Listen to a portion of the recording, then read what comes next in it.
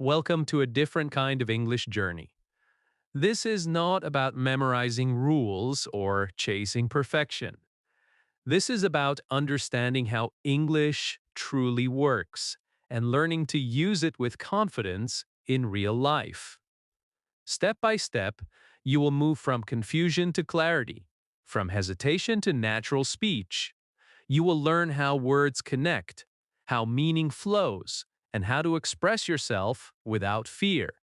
By the end, English will no longer feel like a subject you study, but a skill you live with calm, confidence, and pride. Chapter 1. Words Matter. When most people think about learning English, they think about grammar rules, long explanations, and the fear of getting things wrong. That fear alone is enough to stop many learners before they even begin. But here is the truth that often gets hidden. English is not hard. It only feels hard when you do not understand what words are actually doing. Words are not random. They are not floating pieces you throw together and hope for the best. Every word has a job. Every word has a role. And once you understand that, English starts to feel calm, logical, and even enjoyable. A word is not just a word.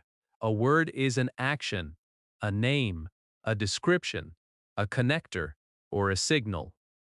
Inside every sentence, words are working together like a team. Some words lead, some support, some describe, and some connect ideas smoothly. When you look at English this way, the language stops feeling like a big wall and starts feeling like a system you can understand step by step. This is why parts of speech exist. Not to confuse you, not to test you, but to explain what each word is doing so your brain can relax and follow the logic. Many learners feel that English is confusing because they try to memorize grammar rules without understanding meaning. They memorize tables, definitions, and exceptions. But when it is time to speak, everything disappears. This happens because memorization without understanding does not build confidence. Understanding function does. When you know why a word is used, where it belongs, and what role it plays, you do not need to panic. You start thinking instead of guessing. This course is built on that idea. We will not chase rules, we will understand roles. Think about real life for a moment. Imagine a football team, a classroom, or even a family. Every person has a role. Someone leads, someone supports, someone explains, someone connects people together. If everyone tried to do the same job, nothing would work. Language is exactly the same. Words are like people in a team or tools in a toolbox. A hammer is not a screwdriver, and a screwdriver is not a hammer. Both are useful, but only when used correctly. English words work best when they are used for the job they are meant to do. This is why the same word can change meaning depending on how it is used. A word can act like a name in one sentence and like an action in another. For beginners, this feels confusing at first, but it is actually one of the most beautiful parts of English. The language is flexible, not fixed. Once you understand word roles, you stop asking, "What rule is this?" and start asking, "What is this word doing here?" That one question changes everything. Beginners struggle not because they are weak learners, but because they are never taught to see language clearly. They are told to memorize instead of observe. They are corrected without being guided. They are made to feel wrong instead of curious. This course is designed to fix that. Slowly, calmly, and clearly, you will learn to see English the way strong speakers see it. You will learn how words behave, not just how they look on paper. And when you see the behavior, confidence grows naturally. Native speakers do not think in grammar rules when they speak. They do not stop to name parts of speech in their heads. They think in meaning. They think in roles, Their brains recognize patterns because they understand function, not because they memorize definitions. This course helps you build that same kind of thinking, step by step, without pressure. You will start to notice patterns. You will start to predict sentence structure. You will feel less surprised by English, and that feeling alone is powerful. In English, there are 8 main parts of speech. You do not need to memorize them right now. You only need to know that they exist to explain how words work together. There are words that name things, words that show action, words that describe, words that replace names, words that connect ideas, words that show emotion, words that give extra detail, and words that show relationships. Each one has a purpose, each one has a place, and over this course you will learn them naturally, with real examples and real understanding. By the end of this course, you will not just know what parts of speech are, you will feel them. You will hear them when you listen. You will choose them more confidently when you speak. You will understand why a sentence sounds right or wrong, even if you cannot explain it with technical words. That is real learning. That is real fluency. And it starts with this simple idea: words matter. English is logical. It follows patterns. It makes sense when you stop fighting it and start understanding it. You do not need to be perfect.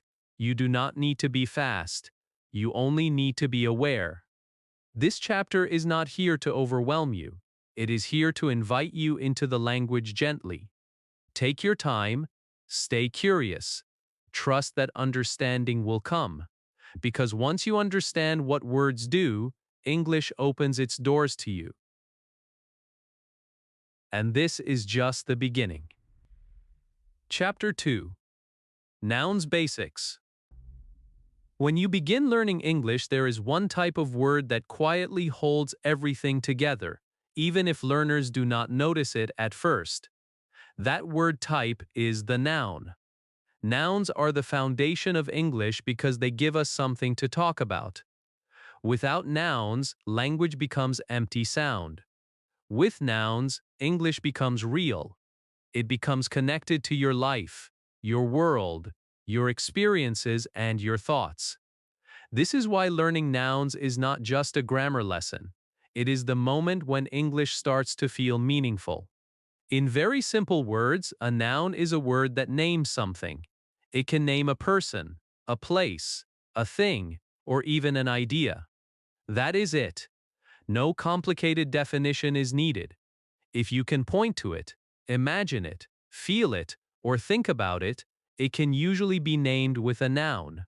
A teacher, a city, a phone, a chair, happiness, fear, love, time, and success are all nouns.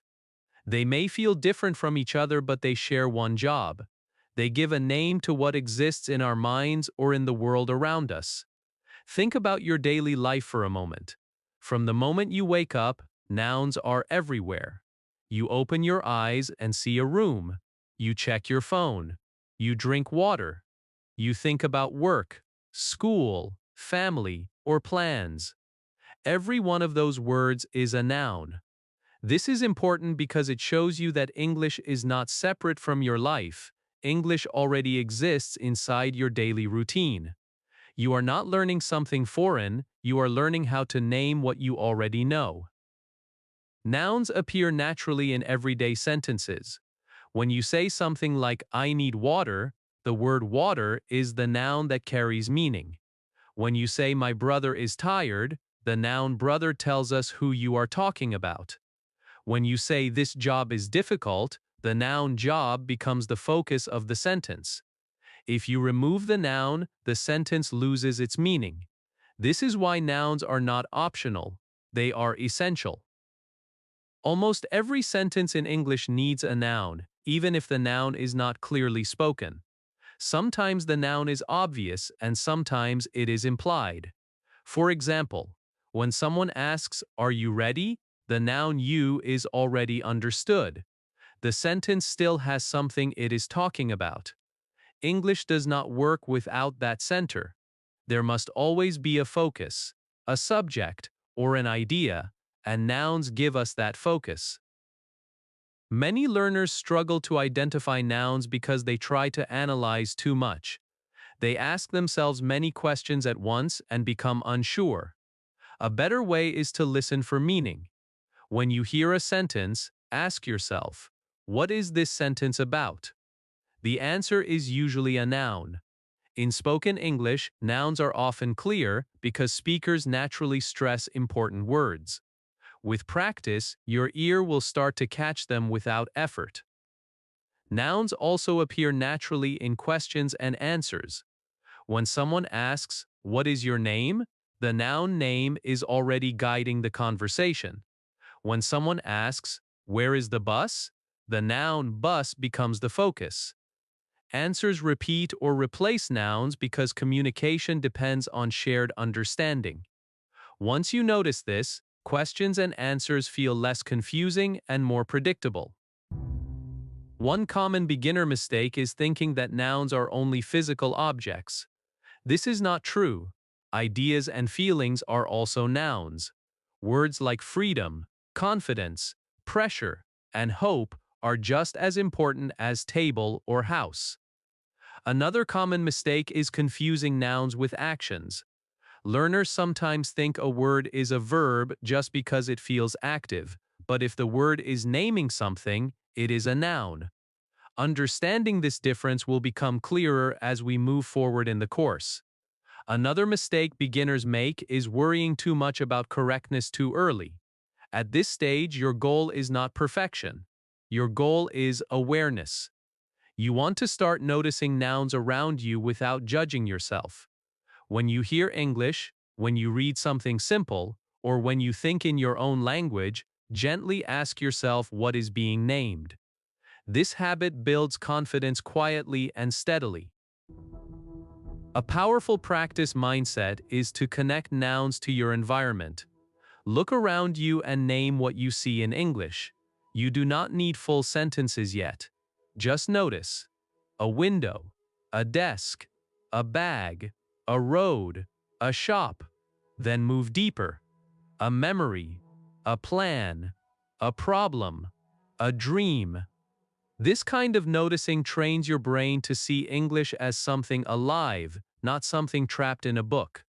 When you are ready, you can begin building very simple sentences with nouns. You do not need long sentences. You do not need advanced grammar. A noun plus a simple structure is enough. Sentences like "This book is helpful," or "My city is busy," or "English feels difficult today" are powerful because they are honest and clear.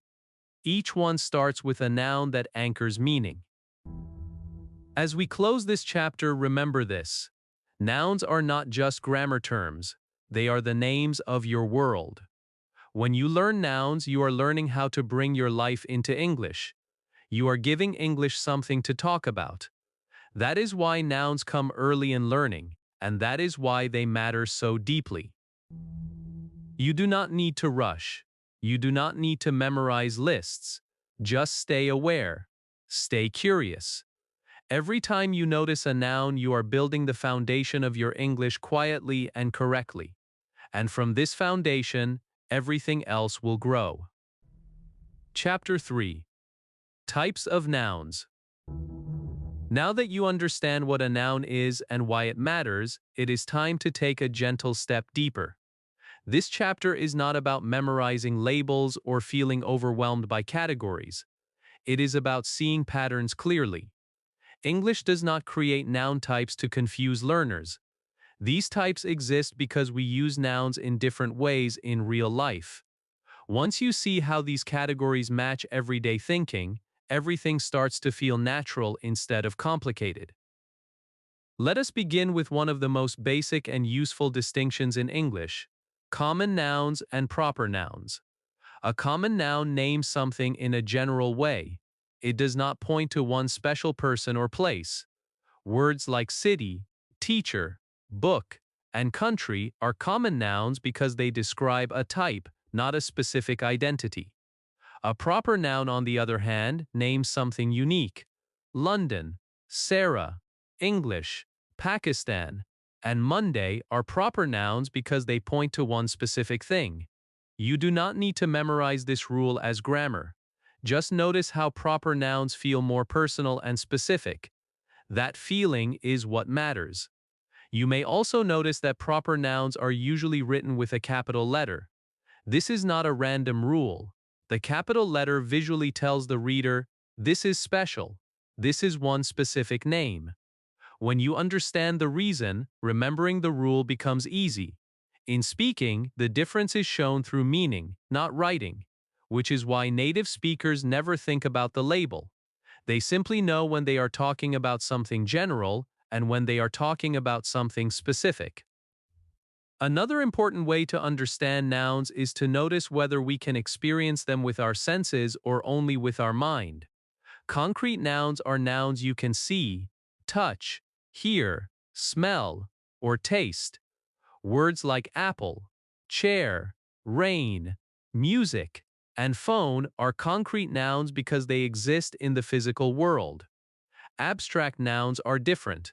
They name ideas, feelings, and states that you cannot touch physically, such as happiness, freedom, fear, confidence, or patience. These nouns live inside the mind, but they are just as real in communication. Many beginners feel that abstract nouns are harder, but that is only because they are not visible. In reality, we use abstract nouns every day. When you say you feel tired, worried, motivated, or proud, you are already using abstract nouns in English thinking. The key is to remember that English allows us to name not only objects, but also emotions and ideas. This makes the language expressive and human. Another major difference between nouns is whether we can count them or not. Countable nouns are nouns that can be counted easily. One book, two books, three books, one apple, many apples. These nouns usually have singular and plural forms. Uncountable nouns are nouns that we do not normally count as individual units. Water, rice, information, money, and advice are good examples. We experience them as a mass or a whole, not as separate pieces.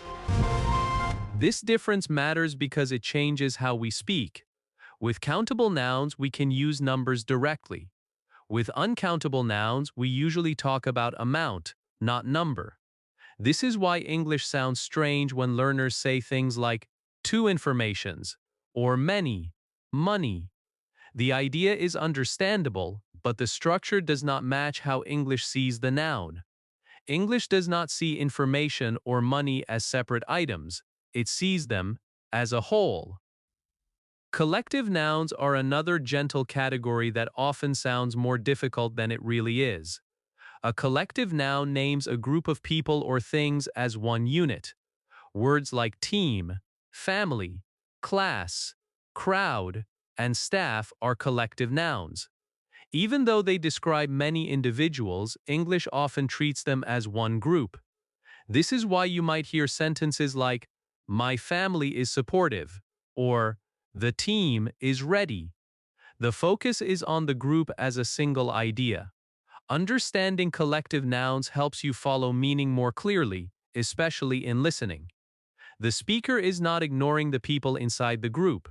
The speaker is choosing to talk about the group as one whole. Once you understand that, these sentences stop feeling confusing. Singular and plural forms connect naturally to many of these noun types. A singular noun names one thing. A plural noun names more than one. This seems simple, but learners often feel stress because of spelling changes and irregular forms. At this stage, you do not need to master every exception. What matters most is noticing meaning. Is the speaker talking about one or more than one? That question guides everything. Real-life examples make these differences clearer. Imagine the word school. It is a common noun because it is general. It becomes a proper noun when you say the name of your school. It is a concrete noun because you can see it. It can be countable when you talk about different schools. It can be collective when you talk about the school as a community. The word itself does not change. The way we think about it changes. This is the heart of English. This is also where meaning can shift based on noun type. When you say, I have experience, experience feels abstract and uncountable. When you say, I had a good experience, it becomes countable and specific. English allows this flexibility, and instead of fearing it, learners should see it as a tool. Context decides meaning, not memorization. Common confusion points often come from trying to apply one rule everywhere. Learners may ask, is this noun countable or uncountable? When the better question is, how is this noun being used here? The same noun can behave differently depending on meaning. Once you accept this, confusion turns into curiosity. Comparing sentences is a powerful way to build understanding. I need advice feels different from she gave me a piece of advice. The noun stays the same, but the structure changes to match meaning. English does this naturally, and learners can learn it naturally too by exposure and awareness. Choosing the right noun type does not come from thinking hard in the moment. It comes from familiarity. The more you listen, read, and notice, the more natural it becomes. Your job is not to control English, but to understand how it thinks. As we end this chapter, remember this important idea. Noun types are not rules to trap you. They are explanations that help you see English more clearly. When you understand why a noun behaves the way it does, you stop feeling confused and start feeling in control. That calm understanding is exactly what strong English speakers have, and you are building it right now. Chapter 4. Pronouns, Power. As your English grows, one of the first things that will help you sound more natural and relaxed is learning how to avoid repetition. This is exactly why pronouns exist. Pronouns are not advanced grammar. They are comfort words. They make English smoother, lighter, and more human. Without pronouns, English would feel heavy and tiring, with the same nouns repeating again and again. With pronouns, sentences flow easily, conversations feel alive, and ideas move forward naturally. Pronouns exist to replace nouns when those nouns are already clear. That is their main job. Once we know who or what we are talking about, we do not need to repeat the name again and again. English prefers efficiency and clarity. If you say, my friend lives in my city, my friend works near my house, my friend likes coffee, the meaning is clear, but it feels unnatural. When you say, my friend lives in my city, she works near my house, she likes coffee, English suddenly feels calm and confident. Pronouns reduce noise and increase flow. The most common pronouns in English are personal pronouns. These include subject pronouns and object pronouns. Subject pronouns are used when the pronoun is doing the action. Words like I, you, he, she, it, we, and they appear at the beginning of sentences or before verbs. I work here, she studies English, and they are ready all feel natural, because the pronoun is clearly connected to the action. English depends heavily on these pronouns, because verbs usually need a subject. Object pronouns are used when the pronoun receives the action. Words like me, you, him, her, it, us, and them appear after verbs or prepositions. She called me, I helped him, and they invited us.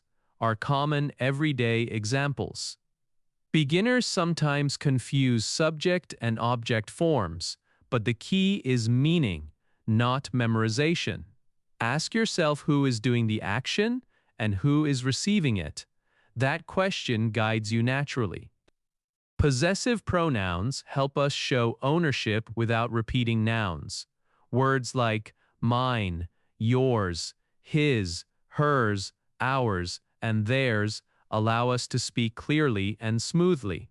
Instead of saying, this book is my book, English prefers, this book is mine. Possessive pronouns make English feel confident and complete. They also help conversations move faster because we do not need to explain ownership again once it is clear. Reflexive pronouns are used when the subject and the object are the same person or thing. Words like myself, yourself, himself, herself, itself, ourselves, and themselves may sound formal at first, but they appear naturally in daily English. Sentences like, I taught myself English basics, or she prepared herself for the interview feel natural because the action returns to the subject. Reflexive pronouns often show effort, responsibility, or personal involvement, which is why they are emotionally powerful in speech. Demonstrative pronouns help us point to things. Words like this, that, these, and those are deeply connected to real life and physical space. When you say, this is helpful, or those are expensive, you are using English in a very natural way. These pronouns depend on context, distance, and shared understanding between speakers. In conversation, gestures and tone often support them, which is why they feel easy in speaking. Relative pronouns may sound advanced, but at a basic level, they simply help us connect information. Words like who, which, and that allow us to add details without starting a new sentence. The teacher who helped me was kind flows better than stopping and starting again. At this stage, you do not need to master complex structures. You only need to recognize that relative pronouns help English sound connected and thoughtful. Pronouns behave slightly differently in conversation and in writing. In conversation, pronouns appear more frequently because speakers rely on shared context. We point, gesture, and assume understanding. In writing, especially formal writing, nouns may appear more often to avoid confusion.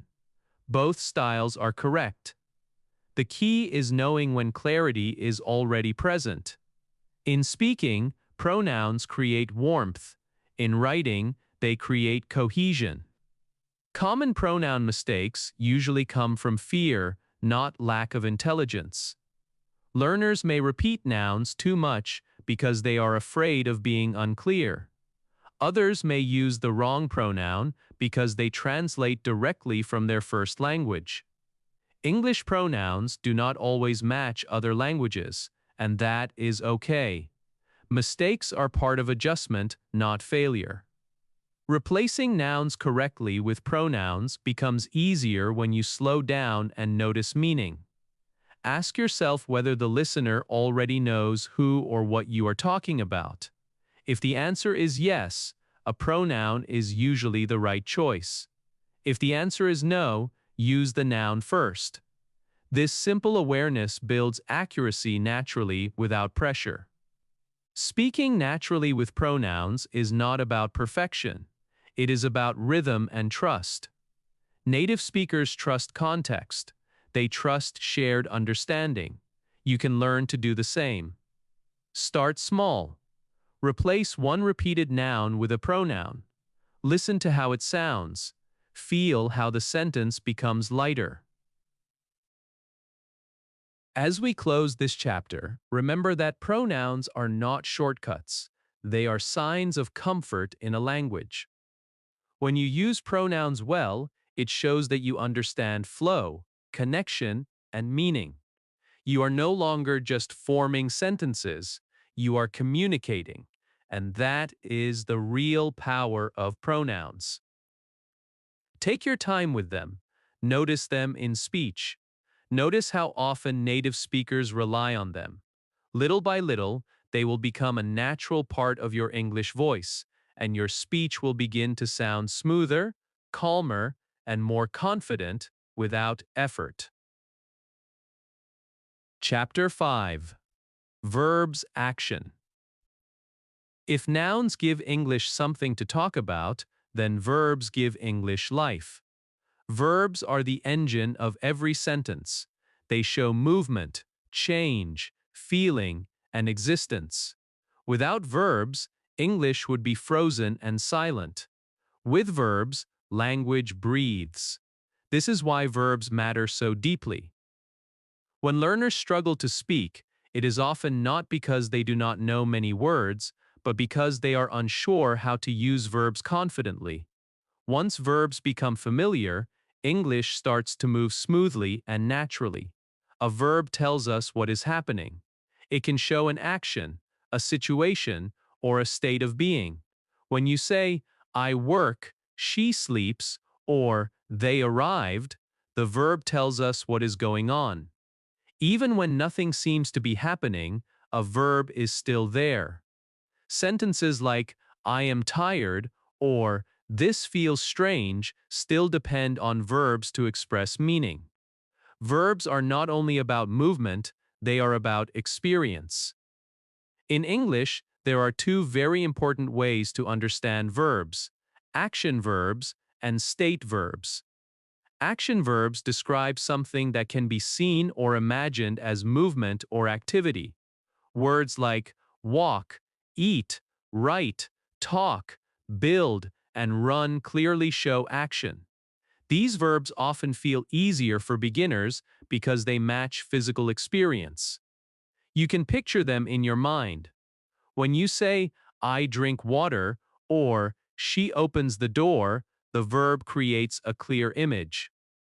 State verbs are different. They describe conditions, feelings, thoughts, or possession rather than physical action. Words like know, believe, like, need, feel, seem, and belong fall into this category. These verbs describe what is happening inside the mind or situation. Beginners sometimes feel unsure with these verbs because you cannot see them, but they are just as common and just as important. When you say, I understand, she likes music, or this belongs to me, you are using state verbs naturally. Verbs appear constantly in daily routines, which makes them perfect for practice. Think about your day from morning to night. You wake up, wash, eat, work, study, rest, and sleep. Each step uses verbs. This is why talking about daily life is one of the best ways to build verb confidence. When verbs connect to your real routine, they stop feeling abstract and start feeling useful. You are not learning verbs for grammar tests, you are learning them to describe your life. One reason verbs sometimes confuse learners is that verbs change form to show time. English uses tense to show when something happens. This does not mean English is difficult, it means English is precise. When you say, I work, I worked, or I will work, the verb changes slightly to give clear information about time. This helps listeners understand your message without extra explanation. Instead of fearing tense changes, it is helpful to see them as tools that make communication clearer. Verb placement in English sentences is usually stable and predictable, which is good news for learners. In most sentences, the verb comes after the subject. I learn English, she lives here, and they need help all follow this simple pattern. Questions and negatives may move or add helping words, but the verb still remains central. Once you understand where the verb belongs, sentence structure feels much less confusing. In spoken English, verbs often become shorter and more relaxed. Native speakers focus on meaning rather than perfect form. They use common verbs again and again because clarity matters more than complexity. This is why learning a small group of useful verbs deeply is better than memorizing long lists. Verbs like do, make, go, get, have, take, and feel appear everywhere in real conversation. Mastering these verbs builds real speaking power. Common beginner verb errors usually come from translating directly from another language or from trying to speak too fast without confidence. Learners may forget verb endings, choose the wrong verb, or avoid verbs altogether. These mistakes are normal. They are signs of learning, not failure. The goal is not to eliminate mistakes instantly, but to understand verbs well enough that correction becomes easier over time. Verbs also have a close relationship with nouns. Together, they create meaning. A noun without a verb feels incomplete, and a verb without a noun often feels unclear. Eat alone is not enough. Eat food completes the idea.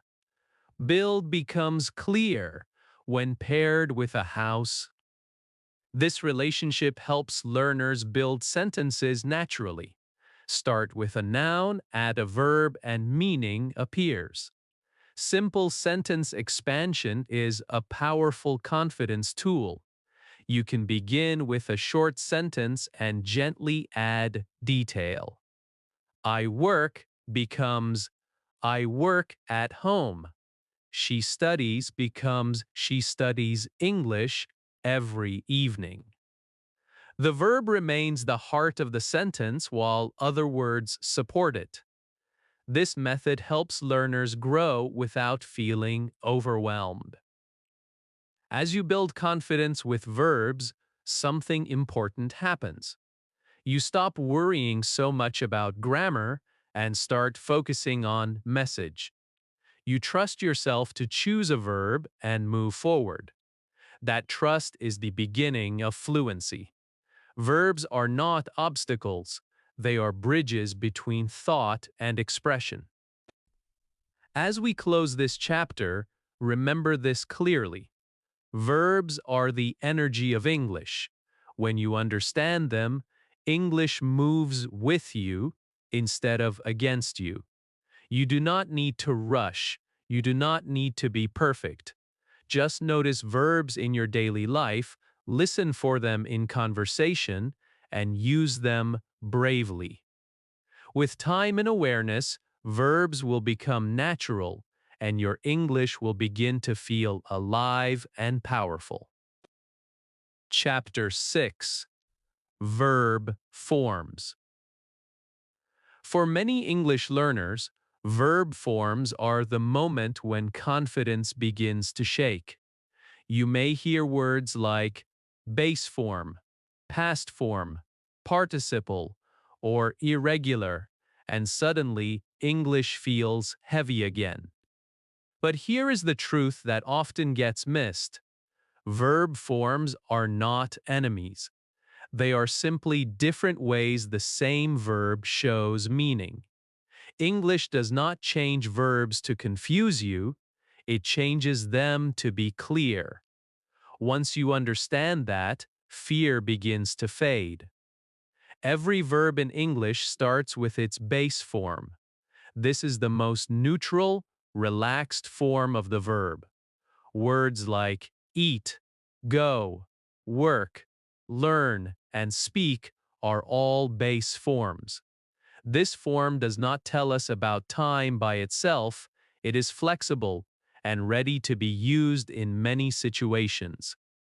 You see base forms after words like to, and you hear them in simple statements like I eat breakfast early or they work here. The base form is the starting point, not something complicated. The past form of a verb tells us that an action happened before now. English likes to be clear about time, and verb forms help with that clarity. For many verbs, the past form is created by adding a simple ending. Worked, learned, played, and watched are all examples. These are called regular verbs, not because they are boring, but because they follow a clear pattern. Once you understand the pattern, your brain relaxes because it knows what to expect. Some verbs do not follow this pattern, and these are called irregular verbs. Words like went, ate, saw, took, and made belong here. Beginners often feel stressed about irregular verbs because they look unpredictable. But remember this: these verbs are very common, which means you hear them often. And when you hear something often, your brain remembers it naturally. Native speakers do not memorize lists either. They learn through repetition and use. You can do the same. The past participle is another form that sometimes sounds frightening, but it does not need to be. The past participle is usually the same as the past form for regular verbs, like worked or played. For irregular verbs, it may look different, like eaten, seen, or taken. This form is often used with helping verbs such as have, has, or had. Sentences like I have finished or she has gone sound natural because the verb form works together with the helper to show meaning clearly. The present participle is the verb form that ends in ing. Words like working, learning, eating, and speaking fall into this category. This form is used to show actions that are happening now, temporary situations, or ongoing activity. When you say, I am learning English, the ing form shows that the action is active and continuing. This form is also used as a noun or adjective in some situations, which shows how flexible English can be. In real life, verb forms appear naturally and quietly. You hear them when people talk about yesterday, today, or tomorrow. You hear them when someone explains experience or describes a process. Native speakers do not stop to name the form they are using. They feel the meaning and choose the form that matches it. This is an important idea. Verb forms are chosen by meaning first, not by grammar labels. This is why native speakers seem to choose verb forms automatically. Their brains connect time, situation, and meaning without conscious effort. They are not asking themselves which rule to apply, they are simply expressing an idea. The good news is that learners can develop this same ability through exposure and calm practice. You do not need to force it, you need to allow it. One of the biggest mistakes learners make is trying to memorize verb forms without context. Memorization creates pressure, and pressure blocks learning. Instead of memorizing lists, focus on noticing patterns in real sentences. Listen to how people talk about the past. Notice how ing forms appear in ongoing actions. See how helping verbs support meaning. This kind of noticing builds understanding gently. Sentence comparison is a powerful tool here. When you see sentences like, I work, I worked, I am working, and I have worked, do not panic. These sentences are not fighting each other. They are simply showing different moments and perspectives. The verb changes slightly, but the core meaning stays the same. Understanding this reduces fear and builds confidence. Practical thinking patterns help even more. Instead of asking yourself which form is correct, ask simple questions. Is this about now, before now, or ongoing? Is the action finished or still happening? These questions guide your choice naturally. English responds well to clear thinking, not fast thinking. As we come to the end of this chapter, remember this. Verb forms are not tests, they are tools. They help you show time, experience, and action clearly. You do not need to master everything today, you only need to become familiar. Familiarity grows through calm exposure, real examples, and patience with yourself. English does not expect perfection from you. It responds to effort and understanding. The more you relax with verb forms, the more naturally they will come. Trust the process. Trust your ability to learn. Verb forms will stop feeling like obstacles and start feeling like helpful friends that support your message and strengthen your English voice. Chapter 7. Helping Verbs. At this point in your English journey, you already know that nouns give English something to talk about and verbs give English movement. Now it is time to meet a special group of verbs that quietly support everything else. These are called helping verbs. Their job is exactly what the name suggests. They help, they do not carry the main meaning of the sentence, but they make the meaning clearer, smoother, and more accurate. Once you understand helping verbs, English starts to feel organized instead of confusing. Helping verbs exist because English likes clarity. Sometimes one main verb is not enough to show time, mood, possibility, or intention.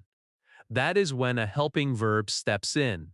It works together with the main verb like a teammate, not a boss. The main verb still carries the action or idea, and the helping verb simply supports it. This teamwork is one of the reasons English can express meaning so precisely without sounding heavy. The three most important helping verbs in English are be, do, and have. These verbs appear everywhere, which is why beginners often feel unsure about them. But once you see their purpose, they stop feeling difficult. The verb be helps us describe states, conditions, and ongoing actions. Sentences like, I am tired, she is learning, or they are ready all use be to show how something exists or is happening. Be connects the subject to information about itself. The verb do is used to build questions, negatives, and emphasis. It does not usually add meaning by itself, but it helps the sentence work smoothly. When you ask, do you understand? The verb do makes the question possible.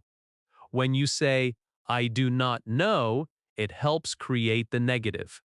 In spoken English, do can also add emphasis, as in, I do want to learn, which shows feeling and intention. Understanding do helps learners feel more confident asking questions and correcting themselves. The verb have helps us talk about experience, completion, and connection to the present. Sentences like, I have finished, she has learned a lot, or they have seen this before all use, have to show that something is connected to now, even if it happened earlier. This idea feels abstract at first, but in real life it is very natural. We often care about what experience we carry with us, not just what happened in the past. Modal verbs are another group of helping verbs that shape meaning in powerful ways. Words like can, will, must, and should do not show action by themselves. They show possibility, ability, intention, necessity, or advice. When you say, I can speak English, you are talking about ability. When you say, I will try, you are showing intention. When you say, "You must listen carefully," the tone becomes strong and serious. When you say, "You should practice daily," the tone becomes gentle and supportive. This is one of the most beautiful things about modal verbs. They change tone as much as meaning. English speakers choose modals carefully because they affect how a sentence feels emotionally. A small change in the helping verb can make a sentence sound polite, strong, kind, or firm. This is why learning modals is not just about grammar, it is about communication and respect. Helping verbs play a very important role in questions. In English, many questions are formed by moving the helping verb to the front of the sentence. You are ready becomes are you ready? She can come becomes can she come? This structure is consistent and logical. Once learners see the pattern, questions stop feeling scary and start feeling predictable. Helping verbs are also essential for negatives. English usually uses helping verbs to say no or not. I like it becomes I do not like it. She is working becomes she is not working. The helping verb carries the negative, which keeps the main verb clean and clear. This structure helps English stay organized. In real-life speaking, helping verbs appear constantly, often in short, relaxed forms. Native speakers say, I'm, your, she's, don't, can't, and won't without thinking. These forms are not lazy English. They are natural spoken English. Listening for these patterns helps learners understand conversations more easily and speak more smoothly.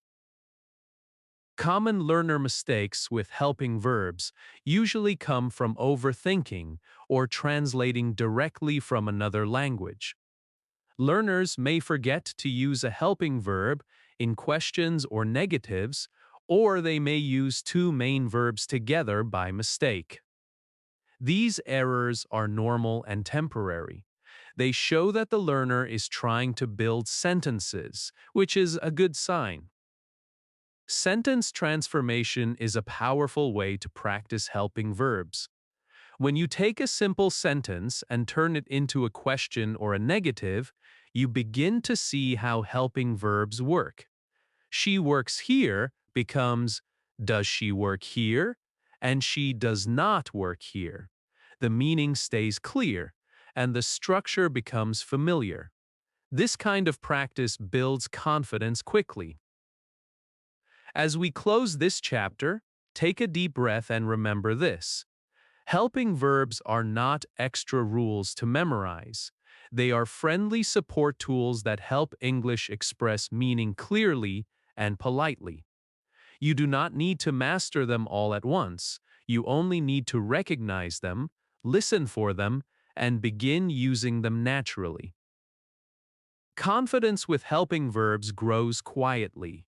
Each time you ask a question, form a negative, or express intention, you are using them successfully. Trust yourself. English is not trying to trick you, it is trying to help you communicate. And with helping verbs on your side, your English will start to feel stronger, smoother, and more natural every day. Chapter 8. Adjectives. If nouns give English something to talk about, and verbs give English movement, then adjectives give English color. Adjectives are the words that help listeners see, feel, and understand more clearly. Without adjectives, English would sound flat and empty. With adjectives, language becomes vivid, emotional, and personal. This is why adjectives matter so much, especially for learners who want to sound natural and expressive instead of robotic. An adjective is a word that describes a noun. That description can be about size, color, shape, quality, feeling, or opinion. When you say a book, the listener knows very little. But when you say a helpful book, a boring book, or a small book, suddenly the meaning changes. The noun stays the same, but the adjective adds life. Adjectives do not change the basic meaning of a sentence, they deepen it. In English, adjectives usually appear in very clear and predictable positions. One common position is before the noun. This is the most familiar pattern for beginners. Sentences like a good teacher, a long day, or an interesting story feel natural because English likes to prepare the listener before naming the thing. The adjective comes first, the noun follows, and the picture forms smoothly in the listener's mind. Another common position for adjectives is after certain verbs. These verbs do not show action. They connect the subject to information about itself. Verbs like be, seem, feel, look, sound, and become often work this way. When you say, I am tired, she feels confident, or the lesson seems easy. The adjective comes after the verb because it describes the subject, not the action. This structure is very common in spoken English and helps learners express feelings naturally.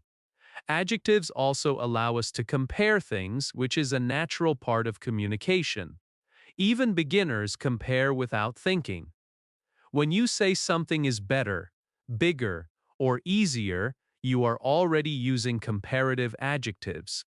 When you say something is the best, the biggest, or the easiest, you are using superlative adjectives. At this stage, you do not need to master every rule. The important idea is that English uses adjectives to show difference and degree, not just description. Emotional adjectives deserve special attention because they help you express how you feel.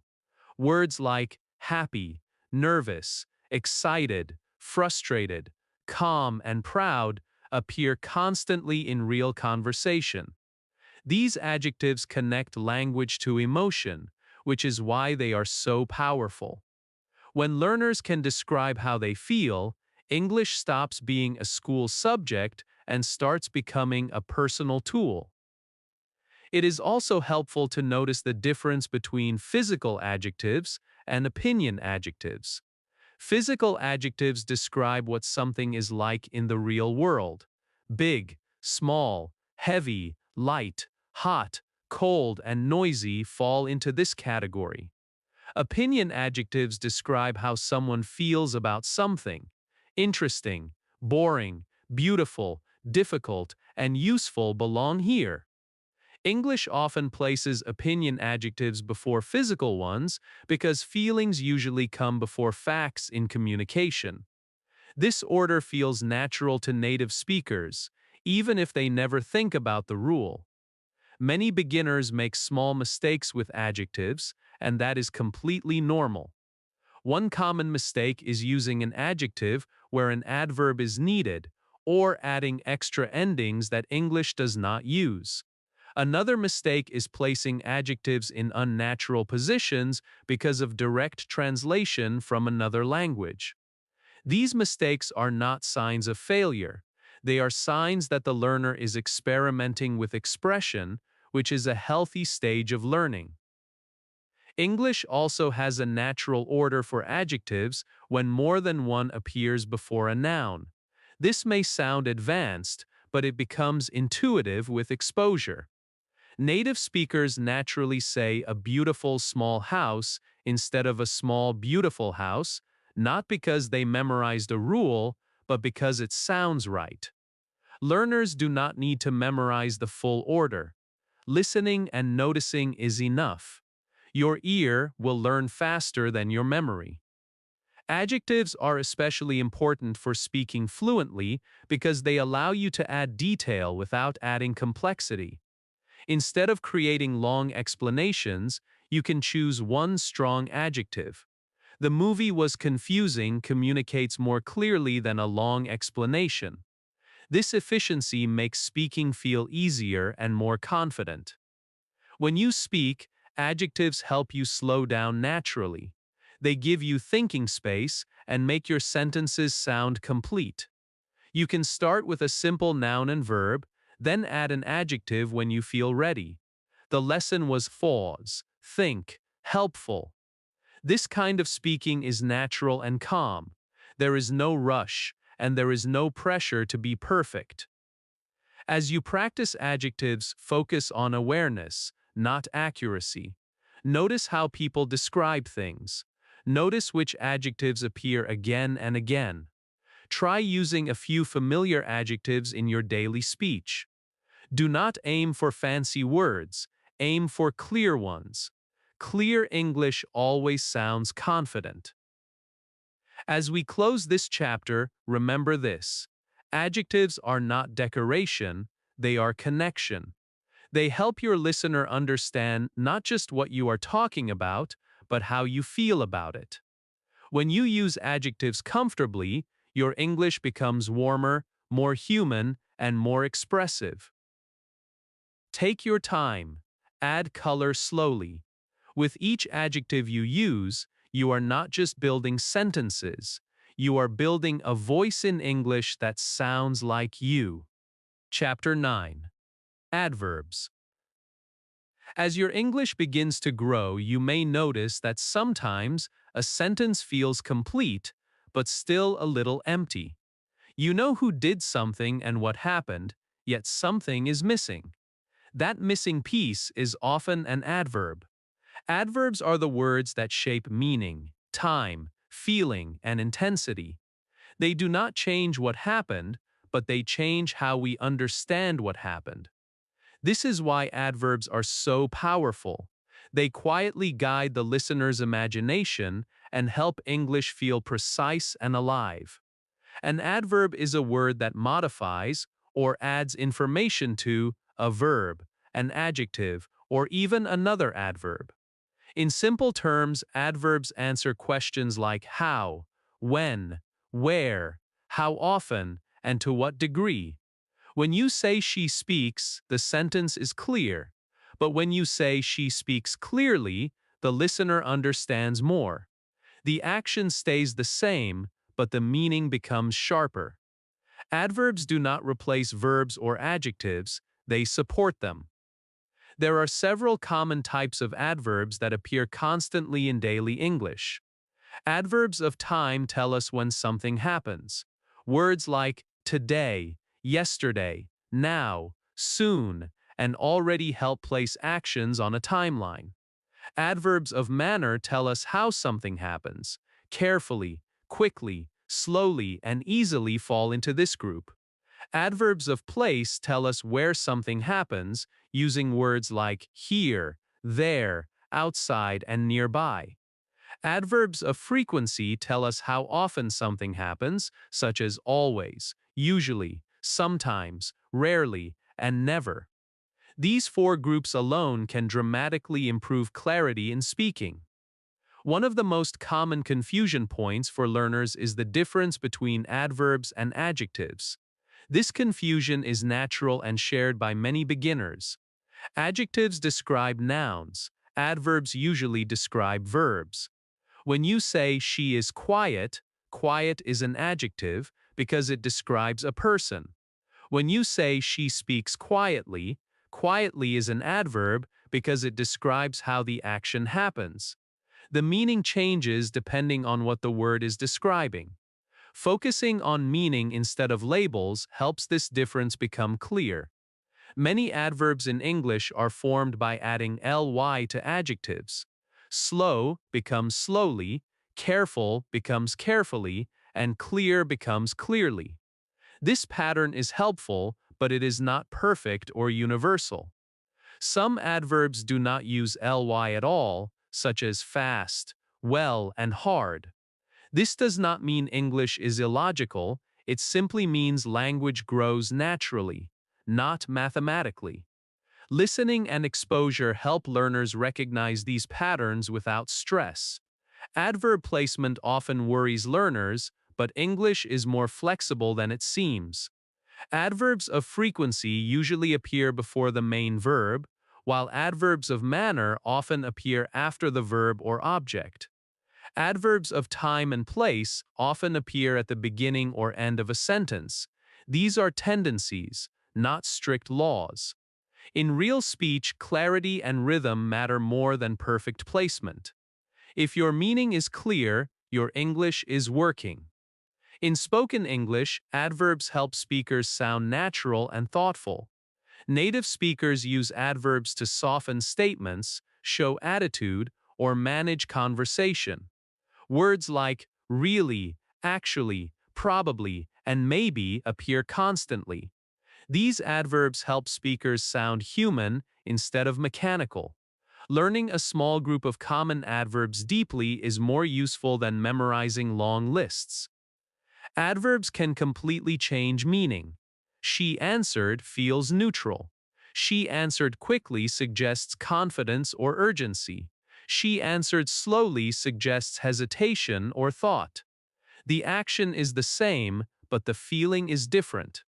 This is why adverbs are emotional tools as much as grammatical ones. They help listeners feel the situation, not just understand it. Adverbs also influence sentence rhythm. They create natural pauses and emphasis. In spoken English, adverbs often give speakers time to think while keeping the sentence alive. Saying "I usually wake up early" flows more smoothly than stopping suddenly. Adverbs help your speech breathe. Practice with adverbs does not need to be complicated. Start by adding one adverb to a sentence you already know.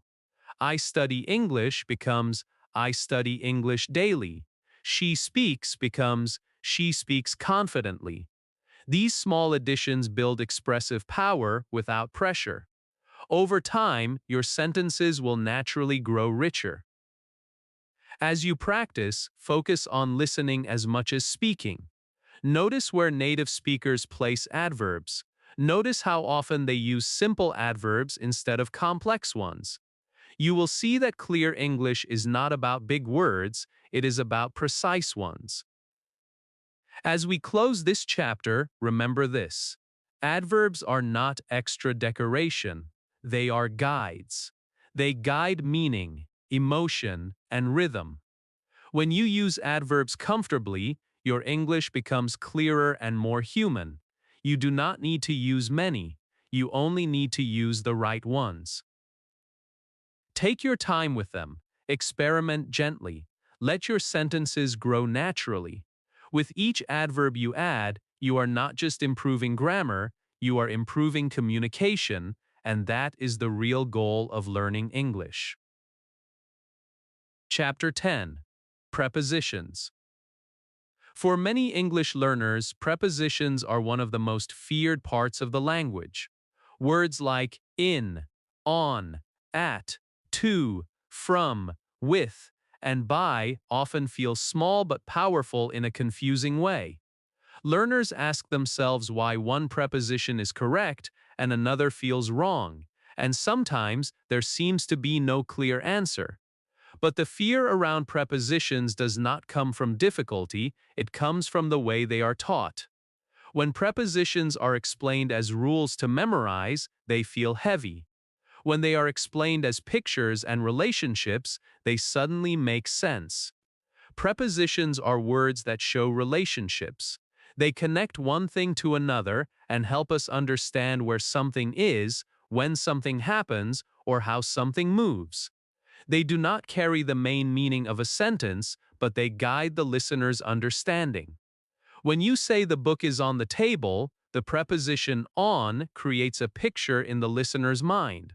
Without that word, the sentence would feel incomplete. Prepositions are small, but they are deeply visual. One of the most helpful ways to understand prepositions is to group them by meaning. Many prepositions are used to talk about place. Words like in, on, under, behind, near, and between help us describe location. When you say the keys are in the bag or the chair is near the window, you are helping the listener imagine space. Other prepositions are used to talk about time. Words like at, on, in, before, and after help place events on a timeline. At night, on Monday, and in the morning are common examples that appear constantly in daily English. Prepositions also show movement. Words like to, from, into, out of, and through describe direction and change of position.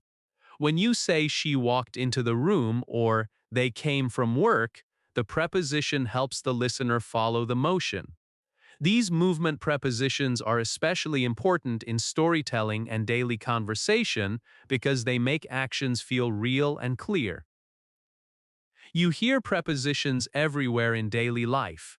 They appear in simple phrases like at, home, on the phone, in the car, and with friends. These phrases are so common that native speakers never think about them. They feel natural because they match how English sees relationships. Learners sometimes try to translate prepositions directly from their first language, but this often creates confusion because languages do not see space and time in exactly the same way. This is not a weakness, it is simply a difference. This is why prepositions often feel hard. They are not about logic in the traditional sense, they are about perspective. English chooses prepositions based on how it imagines situations. For example, English sees time like a container. That is why we say in the morning or in the future. English sees days like surfaces. That is why we say on Monday. These choices may feel strange at first, but when you think in pictures, they become easier to accept. Thinking in pictures instead of rules is the key to mastering prepositions.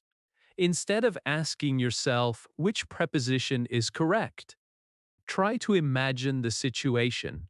Where is the object? How is it connected to the other object? Is it inside something, touching something, or simply near something? Your brain understands images faster than rules, and English works well with this kind of thinking. Prepositions also appear naturally in questions. When you ask, "Where are you from?" or "Who are you talking to?" the preposition often comes at the end of the sentence. This structure can feel unusual for learners, but it is very common in spoken English. Native speakers use it without hesitation, and learners can learn to do the same by listening and practicing without fear. Common learner mistakes with prepositions usually come from overthinking or trying to be perfect. Learners may avoid speaking because they are afraid of choosing the wrong preposition. Others may use one preposition for everything, hoping it will work. Both reactions are understandable. The solution is not pressure, but exposure. The more you hear correct prepositions in real sentences, the more familiar they become. In spoken English, prepositions are often short, unstressed, and relaxed. Native speakers do not say them loudly or clearly on purpose. They flow naturally with the sentence. This is why learners sometimes miss them when listening. Paying attention to small words is an important listening skill. Once you start noticing prepositions, your understanding of spoken English improves quickly. A healthy practice mindset with prepositions is curiosity, not control. Do not try to master all prepositions at once. Start with the most common ones. Notice how they are used in everyday phrases. Repeat those phrases as complete units instead of separating the words. Saying at home or on time as one piece helps your brain store them naturally. As we reach the end of this chapter, take a moment to let go of fear. Prepositions are not traps, they are guides. They guide the listener through space, time, and movement. You do not need to be perfect to be understood. Even native speakers sometimes choose different prepositions depending on context, style, or region.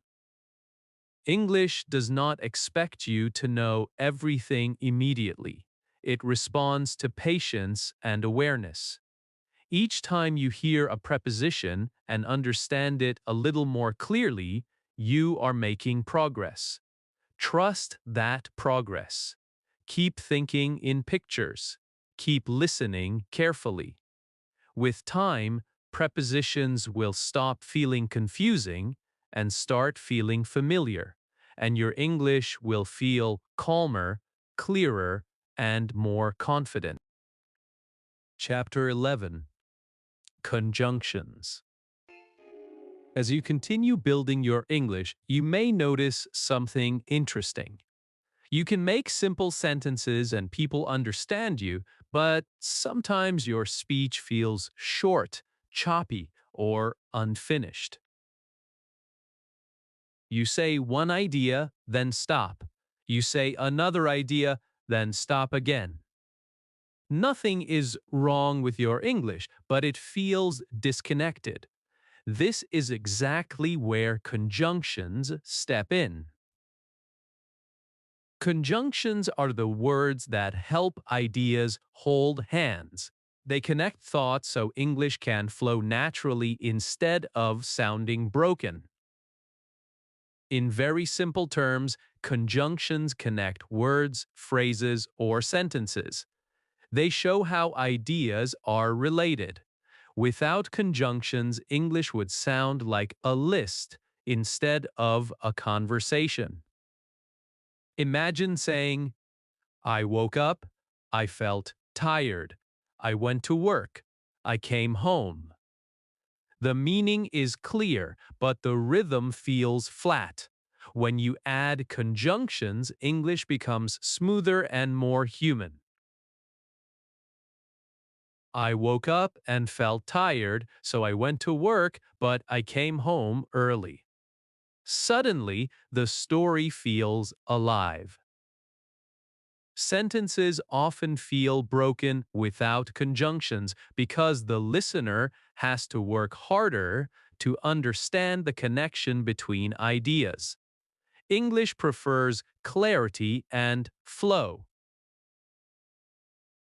Conjunctions help the listener relax because the relationship between ideas is clear. Are the ideas adding information, showing contrast, giving a choice, or explaining a result? One small word can answer that question instantly. The most common conjunctions in English are called coordinating conjunctions. These include and, but, or so yet, for, and nor. You do not need to memorize this group as grammar. You only need to understand how each one feels. The word and adds information. It joins ideas that move in the same direction. I like coffee and I like tea feels natural because both ideas support each other. The word but shows contrast. It tells the listener that the second idea is different or unexpected. I like coffee, but I do not drink it at night. Sounds balanced because but prepares the listener for change. The word or gives a choice. Do you want tea or coffee feels open and polite. The word so shows result or reason. I was tired, so I went to bed early. Helps the listener understand cause and effect. The word yet is similar to but but it often feels a little softer or more expressive. She was tired, yet she continued, carries emotion and strength. The word for explains reason in a quieter, more formal way, as in, he stayed home for he was sick. The word nor is less common in daily speech, but it appears in careful or formal English, often after a negative idea. Even if you do not use all of these immediately, recognizing them helps you understand English better. Each conjunction changes meaning even when the sentences stay the same. I wanted to go and I stayed home feels very different from I wanted to go but I stayed home. The action did not change, but the feeling did. This is why conjunctions are not just grammar tools, they are meaning tools. They guide emotion, expectation, and understanding. One of the most powerful uses of conjunctions is connecting short sentences smoothly. Beginners often think long sentences are advanced, but English fluency is not about length. It is about connection. Joining two short sentences with a simple conjunction often sounds more natural than forcing one long sentence. I studied. I felt confident becomes I studied and I felt confident. This small change makes your English sound calmer and more fluent. There is also an important difference between spoken English and written English when it comes to conjunctions. In spoken English, people often start sentences with conjunctions like and or but. This is completely natural and very common. And then I realize something or but I was not ready sounds conversational and relaxed. In formal writing, conjunctions are used more carefully, but in speaking, flow matters more than rules. Common learner mistakes with conjunctions usually come from overuse or avoidance. Some learners connect everything with and because it feels safe. Others avoid conjunctions because they are afraid of choosing the wrong one. Both reactions are understandable. The solution is awareness. Listen to how native speakers vary conjunctions to match meaning. You will notice that they choose based on feeling, not grammar labels. Improving sentence flow does not require many conjunctions. Even one well-chosen conjunction can change how your English sounds. Instead of adding more words, choose better connections. This makes your speech clearer and easier to follow. English listeners appreciate clarity more than complexity. Real-life conversation is full of conjunctions. People use them to explain, correct themselves, add detail, or show contrast. Phrases like, and then, but actually, or maybe, and so that's why appear constantly. These are not advanced expressions, they are everyday English. Learning to hear them is just as important as learning to use them.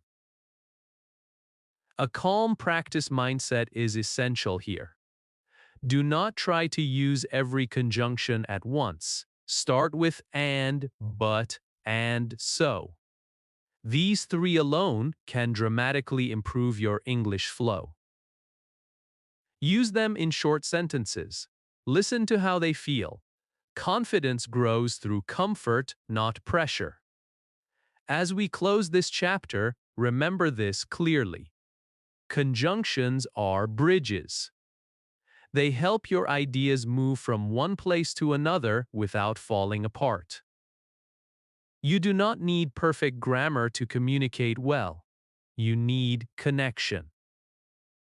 Each time you use a conjunction naturally, your English becomes smoother, clearer, and more confident. Take your time. Let your ideas connect gently. English is not a race, it is a conversation. And conjunctions help that conversation flow. As Chapter 12, Subordinators. As your English grows stronger, you naturally want to explain more than just what happened. You want to explain why it happened, when it happened, under what condition it happened, or even why something happened despite another fact. This is where subordinators quietly enter your English. They help you move from simple statements to thoughtful explanations without making your sentences heavy or confusing.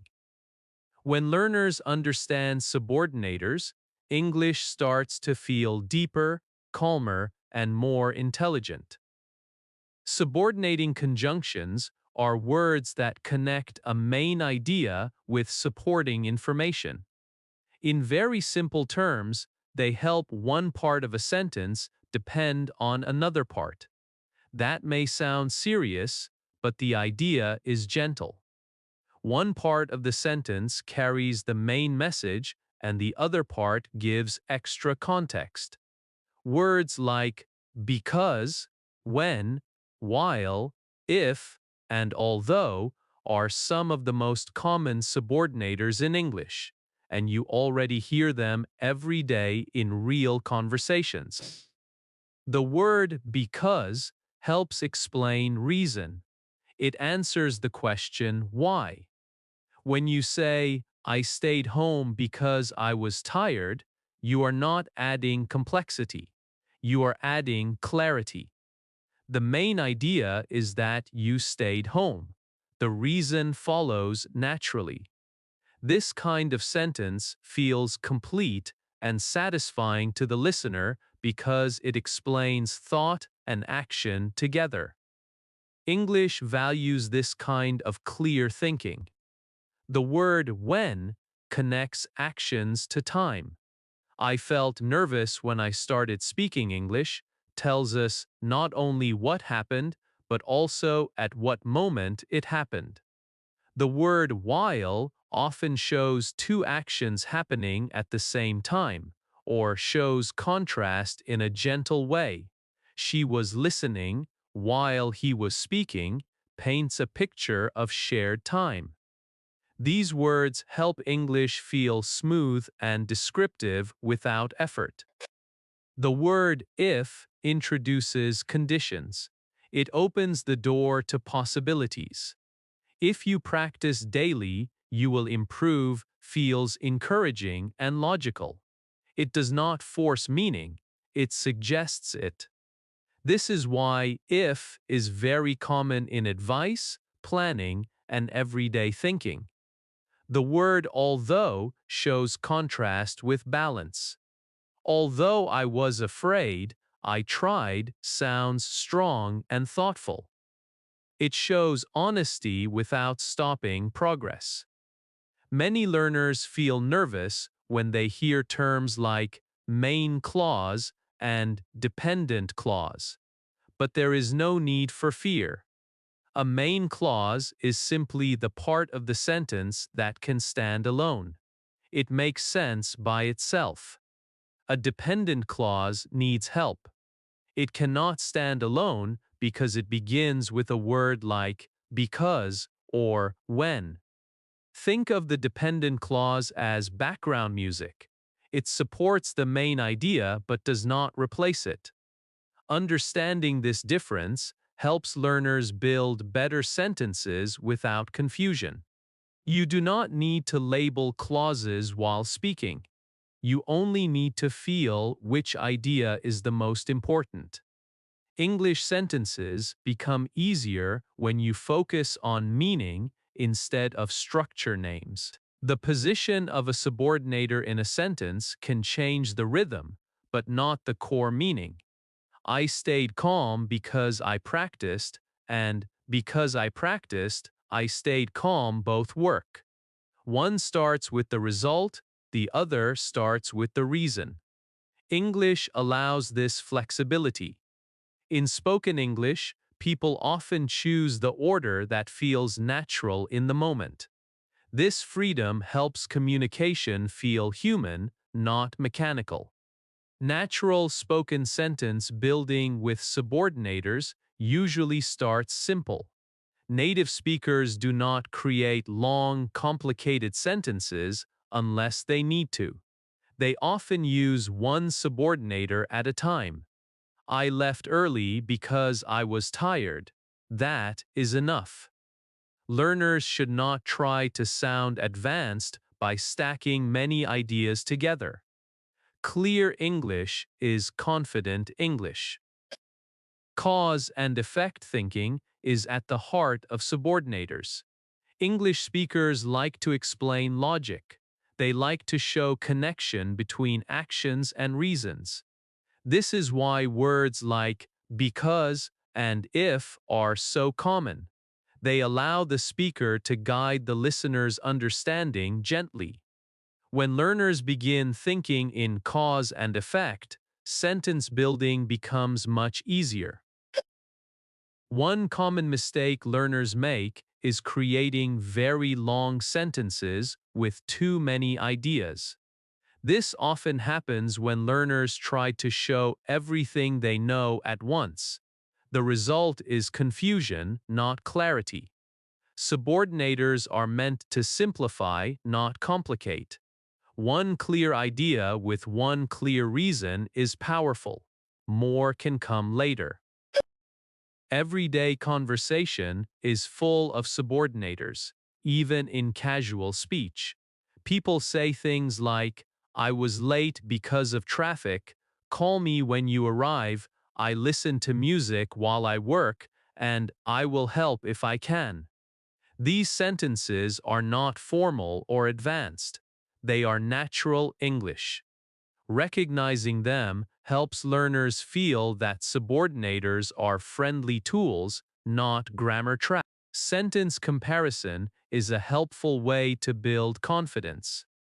Compare I was tired, I stayed home with I stayed home because I was tired. Both are correct, but the second feels smoother and more complete. English rewards connection. Small improvements like this create big changes in how your English sounds. As you practice, remember that you do not need to use every subordinator. Start with because, when, and if.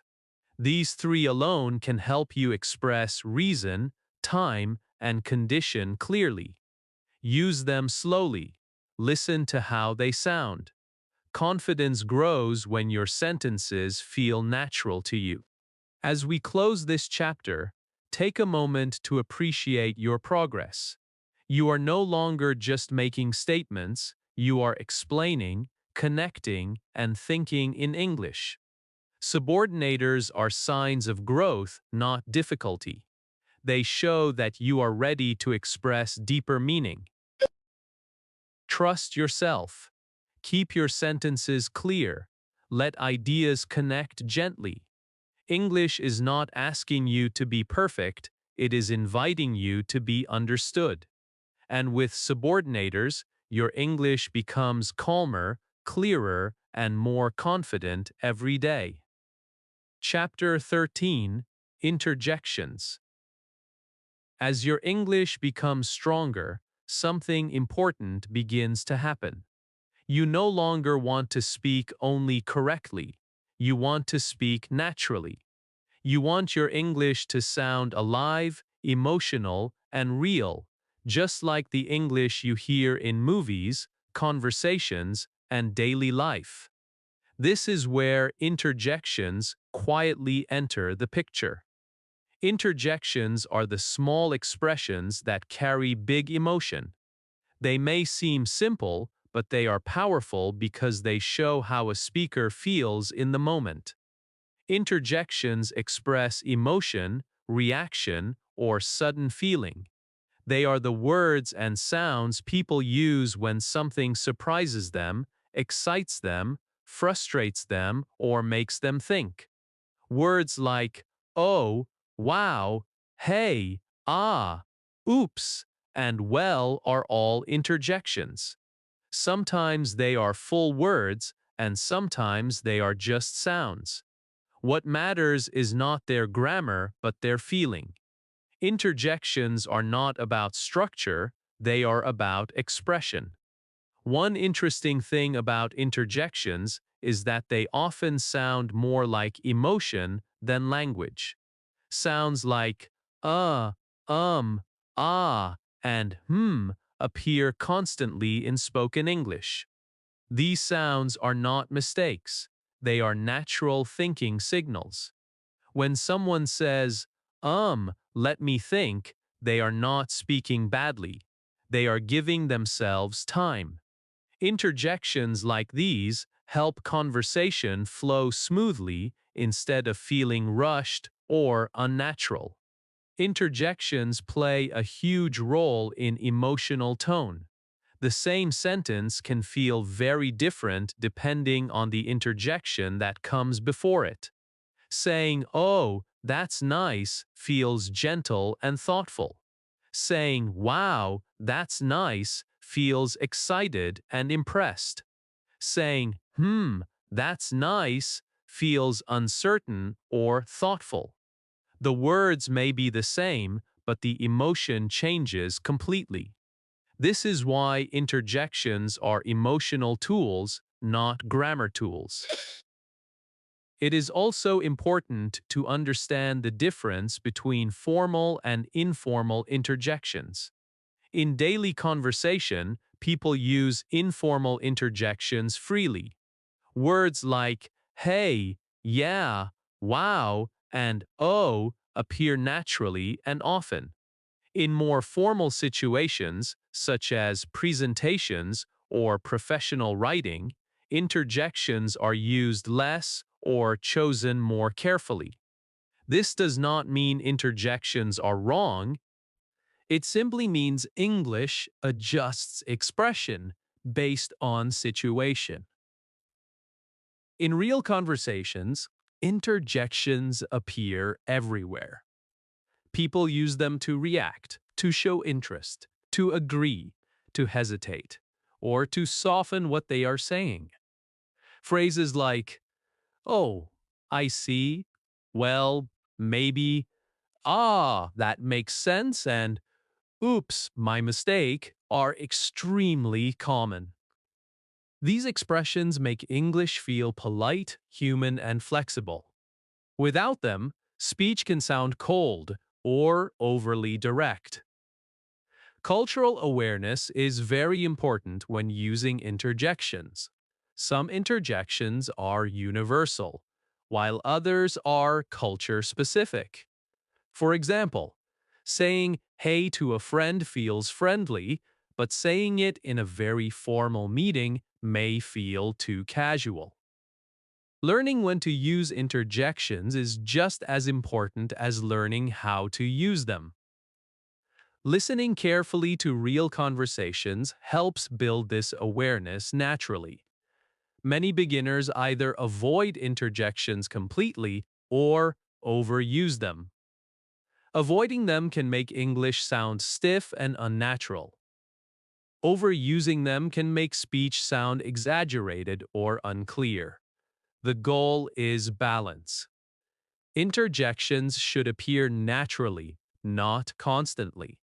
They support speech, but they do not replace clear sentences. When learners relax and listen more, balance comes naturally. Punctuation with interjections is simple and flexible. In writing, interjections are often followed by commas or exclamation marks, depending on emotion. Oh, I didn't know feels calm. Oh, feels surprised. Beginners do not need to worry too much about punctuation at this stage. In speaking, tone and pause matter far more than punctuation rules. Interjections also help create natural speaking rhythm. They give speakers time to think and listeners time to react. When someone says, "Well, let me explain," the word "well" prepares the listener. It signals that more information is coming. These small signals make conversations smoother and more comfortable for everyone involved. One of the most beautiful things about interjections is that they give learners permission to express themselves freely. You do not need perfect grammar to say, "oh," "irk," or "wow." These expressions allow you to participate emotionally, even when your sentence skills are still growing. This builds confidence quickly and helps learners feel included in conversation. As you practice English, allow yourself to notice interjections instead of fearing them. Listen to how native speakers react to stories, mistakes, and surprises. Notice how often interjections appear before sentences, not inside them. Try using one or two naturally without forcing them. As we close this chapter, remember this important idea. Interjections are signs of comfort in a language. When you use them naturally, it means you are not just translating words, you are feeling English. That is a powerful step forward. Do not hold back your expression. English is not meant to be silent or emotionless. It is meant to connect people. Interjections help that connection happen quickly and honestly. Trust your feelings. Let your voice react. With time, your English will not only sound correct, it will sound alive. Chapter 14. Articles. For many English learners, just 3 small words create a surprisingly big amount of stress. Those words are a, an, and the. Learners often feel that no matter how much English they know, articles still appear unpredictable and confusing. This fear is very common, and it does not mean you are bad at English. It simply means articles have not been explained in a calm and logical way. In this chapter, we will remove that fear and replace it with understanding. Articles exist because English likes to guide the listener's attention. English wants to show whether something is new or already known, general or specific, one of many or one special thing. Articles are not random decorations, they are signals. Once you understand what they are signaling, articles begin to feel helpful instead of stressful. Let us start with a and an. These two words have one main job. They introduce something new, something not yet known to the listener. When you say, "I saw a cat," you are not talking about a specific cat that both of you already know. You are simply saying that one cat appeared. The difference between a and an is not meaning but sound. English uses a before words that begin with a consonant sound and an before words that begin with a vowel sound. This is about pronunciation comfort, not spelling. English wants speech to flow smoothly. Understanding this sound logic removes much confusion. We say a book, a car, and a teacher because the words begin with consonant sounds.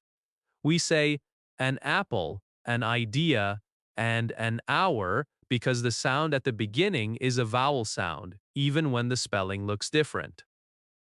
Once you focus on sound instead of letters, a and an become much easier to use naturally. The article "the" works differently. It points to something specific, something both the speaker and listener can identify. When you say "the book," you are not talking about any book. You are talking about one particular book that is already clear in the situation. The listener knows which book you mean because of context, shared experience, or earlier mention. "The" is about shared understanding. This is why articles change meaning even when the noun stays the same. I need a phone suggests any phone will do. I need the phone suggests one specific phone, maybe your phone or a phone already discussed. English uses articles to guide meaning gently without long explanations.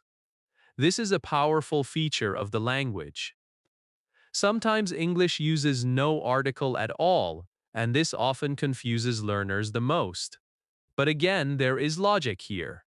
English often drops articles when speaking about things in general. When you say, books are important or water is essential, you are talking about these things in a broad, general way. You are not pointing to one book or one glass of water, you are talking about the idea as a whole. No article is needed because the meaning is wide and open. Articles also disappear with many uncountable nouns when speaking generally. I like music and she drinks coffee sound natural, because music and coffee are not seen as individual items in these sentences. English does not feel the need to guide attention when the meaning is already general. This is not a mistake, it is a choice based on meaning. In daily speaking, articles are often small and unstressed. Native speakers say them quickly and softly, which is why learners sometimes miss them when listening. But even when articles are not heard clearly, their meaning is felt. Over time, as learners listen more, articles begin to feel right or wrong by instinct, not rule. One common learner confusion is trying to apply one article rule everywhere. Learners may ask, should I always use the, or should I always use a? The answer is no. English chooses articles based on how the speaker sees the noun in that moment. Is it new or known? General or specific? One of many or one clear thing?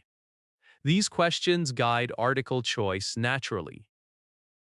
Another common mistake is worrying too much about being perfect. Articles are important, but they are rarely the reason communication fails. Native speakers understand learners even when articles are missing or incorrect. The goal is progress, not perfection. Understanding comes first, accuracy follows later. A very helpful way to understand articles is visual thinking. Imagine a room full of objects. When you say a, you are pointing to something new in the room. When you say the, you are pointing to something both people are already looking at. When you use no article, you are not pointing at all. You are talking about the idea in general. This mental picture makes articles much easier to choose. Sentence comparison helps build confidence. She bought a dress feels different from she bought the dress. I like a coffee sounds strange, but I like coffee sounds natural. These comparisons train your ear and your intuition.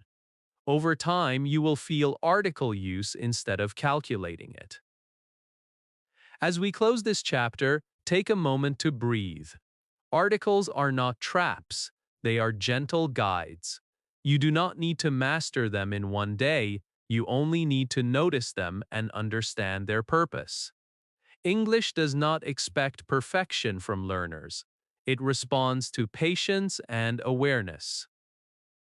A calm mastery mindset is the key. Each time you hear or use an article, you are learning. Each time you notice meaning change, you are growing. Trust that process. With time, a, an, and the will stop feeling like enemies and start feeling like quiet helpers that make your English clearer, calmer, and more confident. Chapter 15. Determiners. As your English continues to grow, you may notice something subtle but important happening in your sentences. You know the noun you want to talk about, but you also want to be clear about which noun, how much of it, or whose it is. This is where determiners quietly do their work. Determiners are small words, but they carry a lot of responsibility. They help listeners understand exactly what you mean without asking questions. When determiners are used well, English sounds precise, calm, and confident. Determiners exist to limit or clarify nouns. They come before nouns and tell us things like which one, whose one, or how many. Without determiners, English can feel vague or unfinished. Saying book is interesting feels incomplete, but saying this book is interesting or my book is interesting feels clear and natural. Determiners guide attention, just like a gentle finger pointing to the right idea.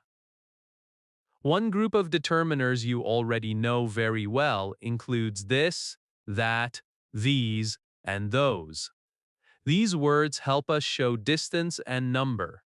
This and these are used for things that feel close, either physically or emotionally. That and those are used for things that feel farther away. When you say this idea is important, you are bringing the listener close to the idea. When you say that idea was confusing, you are creating a little distance. English uses these words not only for space, but also for feeling and emphasis. Another very important group of determiners shows possession. Words like my, your, his, her, its, our, and their help us connect nouns to people. Possessive determiners are extremely common in daily English because people talk about their lives, their families, and their things all the time. Saying my phone, her job, or their house feels natural and personal. These determiners help English sound warm and human instead of cold and distant. Quantifying determiners like some, any, much, and many help us talk about amount. These words are especially useful because they allow us to speak without exact numbers. In real life, we often do not count everything. We estimate. Some time, any questions, much effort, and many people are all examples of English choosing flexibility over precision. Understanding how these words work helps learners speak more naturally. Choosing the correct determiner becomes much easier when you focus on meaning instead of rules. Ask yourself simple questions. Am I talking about something close or far? Am I talking about ownership? Am I talking about a general amount or a large number? English responds well to clear thinking. When your intention is clear, the determiner often feels obvious. In spoken English, determiners are usually quick and unstressed. Native speakers do not say them loudly. They flow smoothly with a noun. This is why learners sometimes miss them when listening. But even when they are not heard clearly, their meaning is still felt. With time and exposure, your ear will begin to catch these patterns naturally. Common learner mistakes with determiners often come from translation. Some languages do not use determiners the same way English does, so learners may skip them or use too many. Others may confuse determiners with adjectives. While both appear before nouns, they do different jobs. Adjectives describe what something is like. Determiners clarify which one or how much. A big house uses an adjective. That house uses a determiner. Understanding this difference helps sentences feel balanced. Another common mistake is stacking too many determiners together. English usually allows only one main determiner before a noun. Saying my this book does not work, even though the meaning may feel logical to a learner. English prefers one clear signal at a time. This keeps sentences simple and easy to follow. Practical sentence building with determiners is one of the best ways to gain confidence. Start with a noun you already know. Add one determiner. Book becomes this book. Idea becomes my idea. People becomes many people.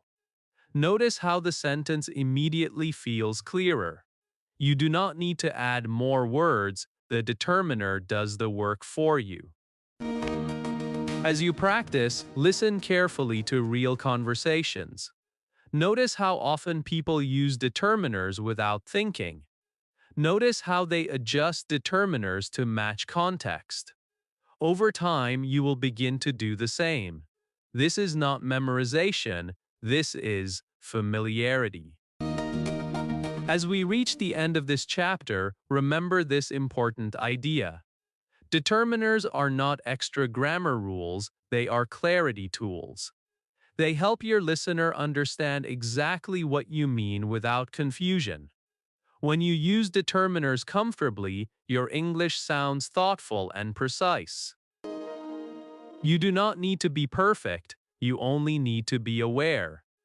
Each time you choose a determiner with intention, you are strengthening your English foundation. Trust yourself. Let clarity guide you. With time, determiners will feel natural, and your English will feel calmer, clearer, and more confident every day. Chapter 16. Sentence Roles. At this stage in your English journey, you already know many parts of speech. You can recognize nouns, verbs, adjectives, adverbs, and more. Now comes a powerful shift in understanding. Instead of looking at words one by one, you begin to see how they work together inside a sentence. This is where sentence roles become important. Sentence roles show how words cooperate to create meaning. When you understand roles, English stops feeling like separate pieces and starts feeling like a complete system. Every clear English sentence has a subject. The subject is what the sentence is about. It is the person, thing, or idea that performs the action or exists in a certain state. When you say, she is learning, the word she is the subject because the sentence is centered on her. When you say the lesson was helpful, the lesson is the subject because it is the focus of the sentence. The subject gives the sentence direction. Without it, English loses clarity. Many beginners think the subject is always the first word in a sentence, and often it is, but what matters more is meaning, not position. The subject answers a simple question. Who or what is this sentence about? That question is far more useful than memorizing rules. When you train yourself to ask that question, subjects become easy to identify, even in longer sentences. The object is also an important role, but it plays a different part. The object receives the action of the verb. When you say, she reads a book, the word book is the object because it is receiving the action of reading. Not every sentence has an object, and that is perfectly fine. Some sentences are complete with just a subject and a verb, but when an object appears, it adds detail and direction to the action. Understanding the difference between subject and object helps learners avoid confusion, especially with pronouns. She helped him sounds natural because she is doing the action and him is receiving it. Focusing on roles instead of grammar names makes this clarity grow naturally.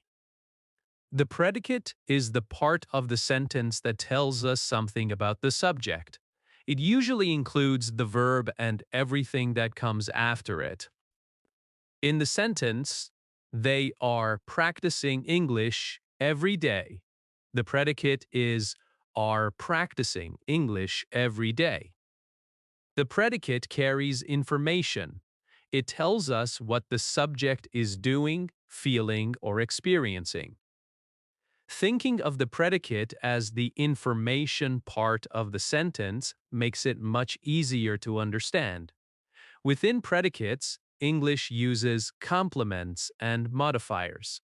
Complements are words or phrases that complete the meaning of a verb. They are necessary. Without them, the sentence would feel unfinished. In "she is a teacher," the phrase "a teacher" is a complement because it completes the meaning of "is." Modifiers, on the other hand, add extra information but are not essential. In "she is a very kind teacher," the words very and kind are modifiers. They add detail, but the sentence can survive without them. This distinction is important because it helps learners understand why some words feel necessary and others feel optional. English prefers balance. It wants enough information to be clear, but not so much that the sentence feels heavy. Understanding complements and modifiers helps learners make that balance naturally. One of the most important ideas in this chapter is that word roles matter more than labels.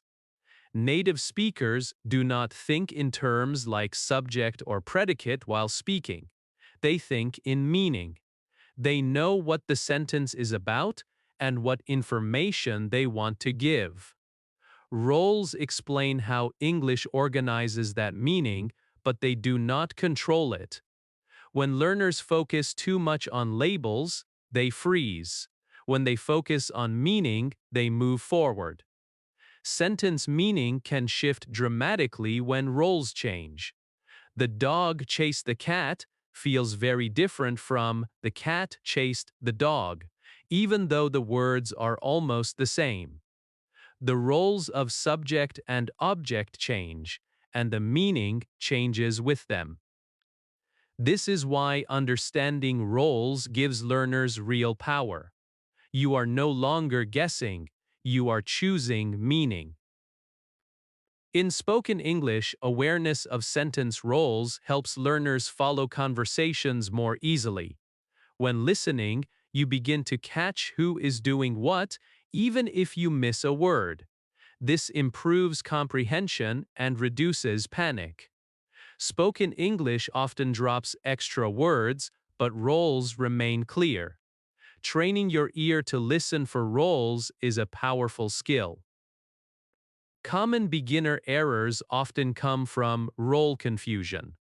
Learners may mix up subject and object pronouns, or place words in positions that feel logical in their own language but not in English.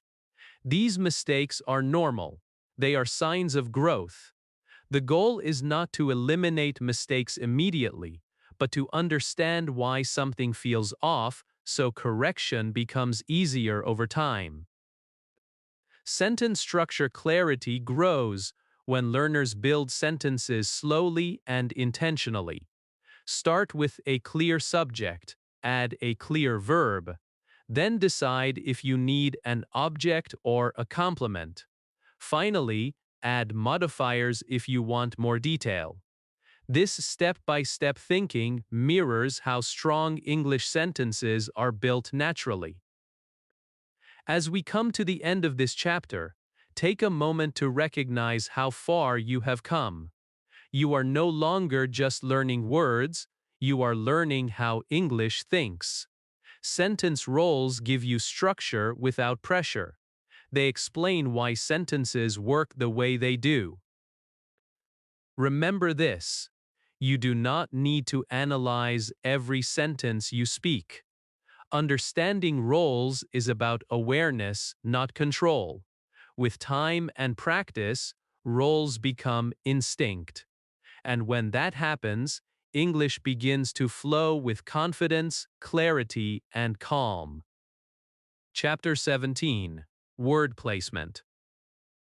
As your English improves, you may notice something interesting. You know the right words. You understand the meaning.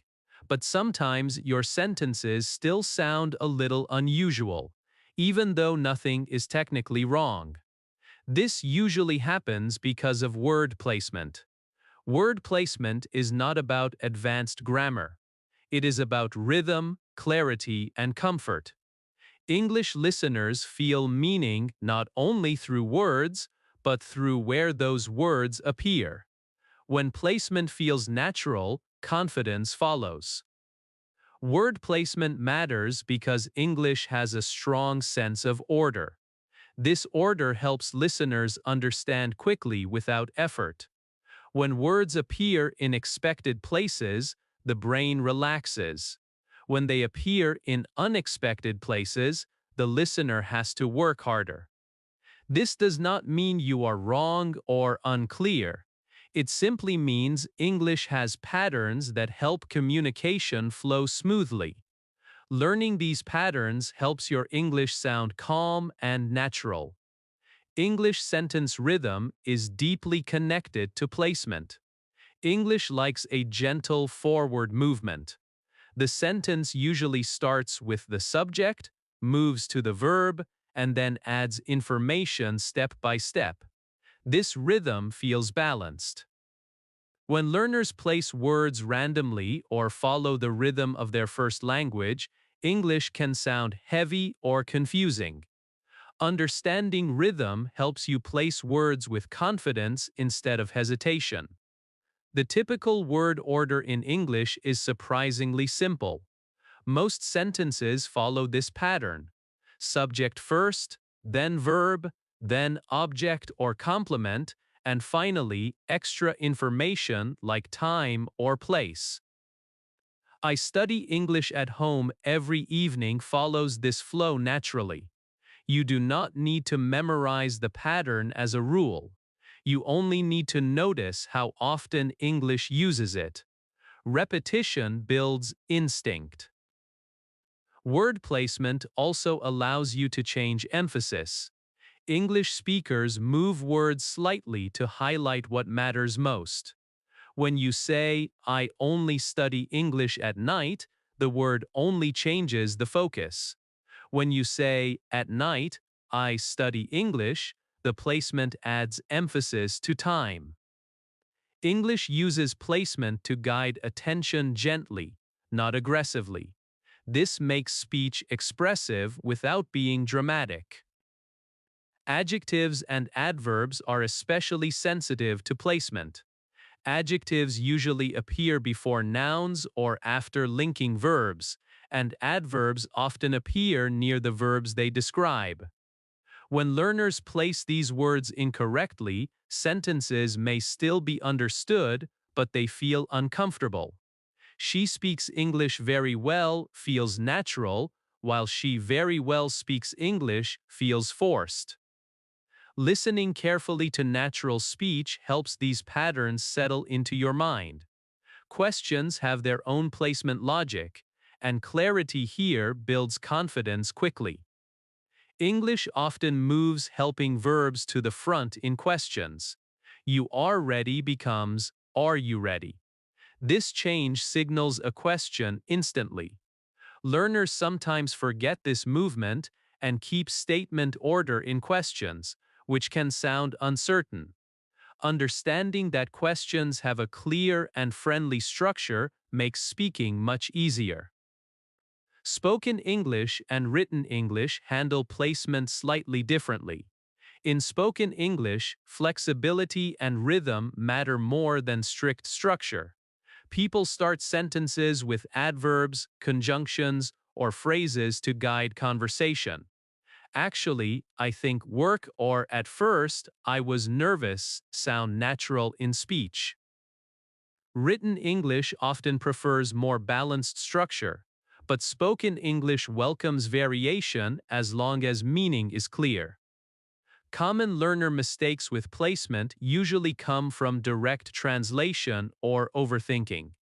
Learners may place words where they would appear in their first language, or they may move words too much trying to sound advanced.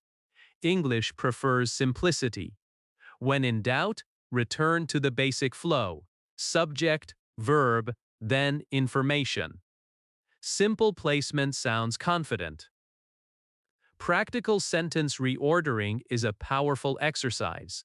Take a sentence and move one part gently to see how meaning or emphasis changes. I learned English online last year can become last year I learned English online. Both are correct. Both feel natural. Practicing this flexibility helps you feel in control instead of trapped by structure. As placement improves, fluency grows naturally. You stop pausing to decide where words should go. You trust the rhythm. You feel when something sounds right or wrong. This feeling is not magic, it is familiarity. It comes from exposure, listening, and gentle practice. As we close this chapter, remember this important truth. Word placement is not about perfection, it is about comfort. When words sit in the right places, your English sounds relaxed and confident.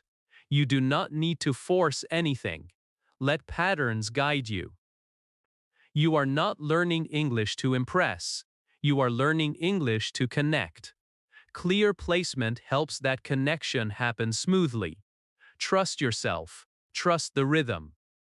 With time, your English will not only be correct, it will sound natural and confident, just like you want it to. Chapter 18. Flexible Words. At some point in your English learning journey, you may feel confused by a strange experience. You see a word you already know, you understand it clearly in one sentence, and then suddenly you see the same word used in a completely different way. It feels like the word has changed its identity. This moment often creates doubt and frustration for learners, but it should not. This is not a problem. This is one of the most natural and powerful features of English. English words are flexible. They are not locked into one role forever. They change roles based on how they are used, and once you understand this idea, English begins to feel simpler instead of more confusing. English words change roles because English values efficiency and clarity. Instead of creating a new word for every situation, English often allows one word to do more than one job. This does not mean the word becomes unclear, it means the language trusts context to guide meaning. Context is everything. When you understand context, flexible words stop feeling dangerous and start feeling useful. One of the most common examples of flexibility is when a word acts as both a noun and a verb. Take the word work. In one sentence, my work is difficult, the word work is a noun. It names an idea. In another sentence, I work every day, the same word becomes a verb. It now shows action. The word itself has not changed, only its role has changed. English listeners do not get confused because the sentence structure and position make the meaning clear. Another example is the word phone. My phone is new uses phone as a noun. I will phone you later uses the same word as a verb. English does this naturally and confidently. Learners sometimes feel that this is strange, but native speakers do not think about it at all. They understand meaning instantly because the role is clear from how the word is placed and what surrounds it. Words can also shift between adjective and noun roles. Consider the word poor. In they are poor, the word poor is an adjective describing people. In the poor need support, the same word becomes a noun referring to a group of people. English allows this shift because the meaning is clear and useful. This flexibility allows English to be expressive without becoming complicated. Context decides meaning, not dictionaries. This is one of the most important ideas in this chapter. Many learners rely heavily on dictionaries, and while dictionaries are helpful, they can also create confusion. A dictionary may list several meanings and roles for one word, which can feel overwhelming. Instead of trying to choose the correct meaning from a list, it is far better to look at the sentence. Ask yourself what the word is doing. Is it naming something? Is it showing action? Is it describing something? The sentence will guide you. Native speakers understand flexibility not because they memorize rules, but because they feel patterns. They grow up hearing words used in different roles, so their brains learn to recognize meaning instantly.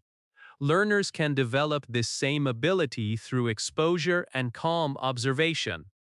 You do not need to analyze every sentence, you only need to notice patterns over time. Real-life English is full of flexible words. The word light can describe weight, brightness, or even mood. The word clean can describe an object or describe an action. The word change can be a noun in change is good and a verb in people change. These shifts are not exceptions, they are normal English behavior. Sentence comparison is one of the best ways to build confidence with flexible words. When you see, I had a long walk and I walk every morning, notice how the sentence structure changes the role of the word walk. The meaning remains clear in both cases. Comparing sentences like this trains your brain to recognize roles without stress. One of the biggest mistakes learners make is trying to memorize which part of speech a word belongs to. This creates pressure and slows down thinking. English does not expect you to remember labels while speaking. It expects you to understand meaning. When you focus on meaning, role recognition happens naturally. Thinking instead of memorizing is the key to mastering flexible words. Ask simple questions. What is happening here? What is being named? What is being done? These questions guide understanding far better than grammar charts. English rewards calm thinking, not fast thinking. As you become more comfortable with flexible words, something important happens. You stop feeling afraid of new sentences. You trust yourself to understand meaning even when the structure looks different.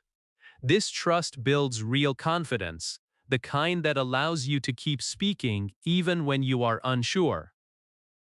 As we close this chapter, remember this clearly. Flexible words are not traps, they are tools. They make English rich, expressive, and efficient. You do not need to control them. You only need to understand how they behave in context. Let go of the idea that every word must belong to one fixed category. English is alive, and living languages move. When you accept that movement, English becomes easier, not harder. Trust your understanding. Trust context. With time, flexible words will feel natural, and your English confidence will grow quietly and strongly. Chapter 19. Common Confusions. As you move forward in English, mistakes may feel more noticeable than progress. You understand more than before, yet small errors still appear, and that can be frustrating. This feeling is very normal.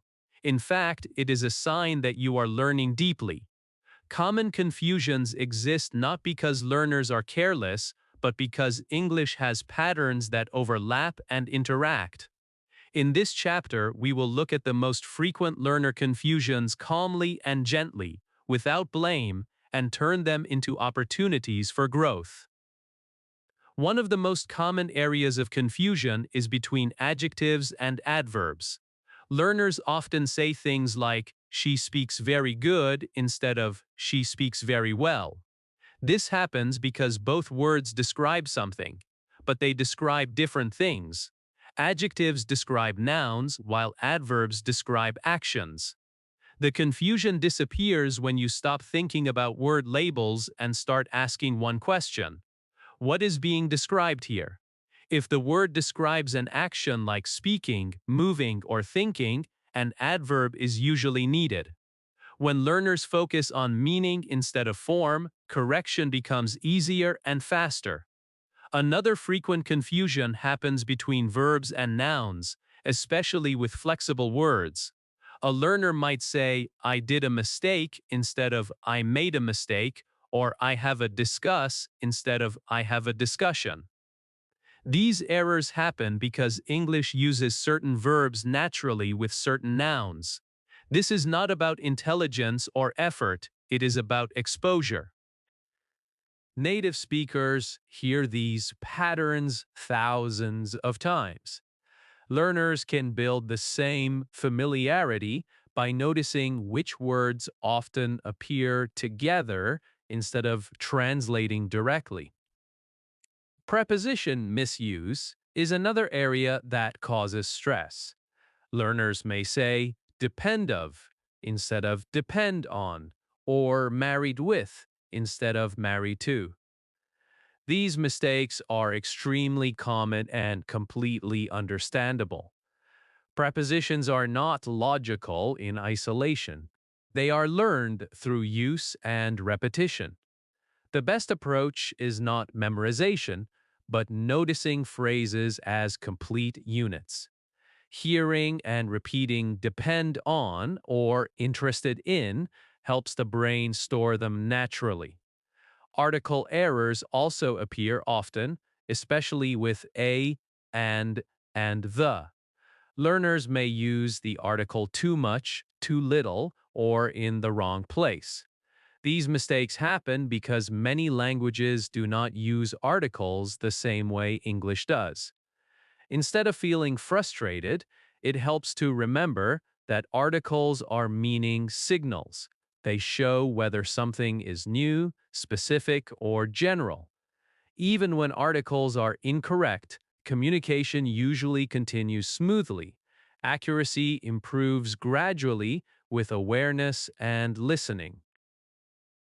Pronoun confusion is another challenge, especially when learners mix subject and object forms or use the wrong reference.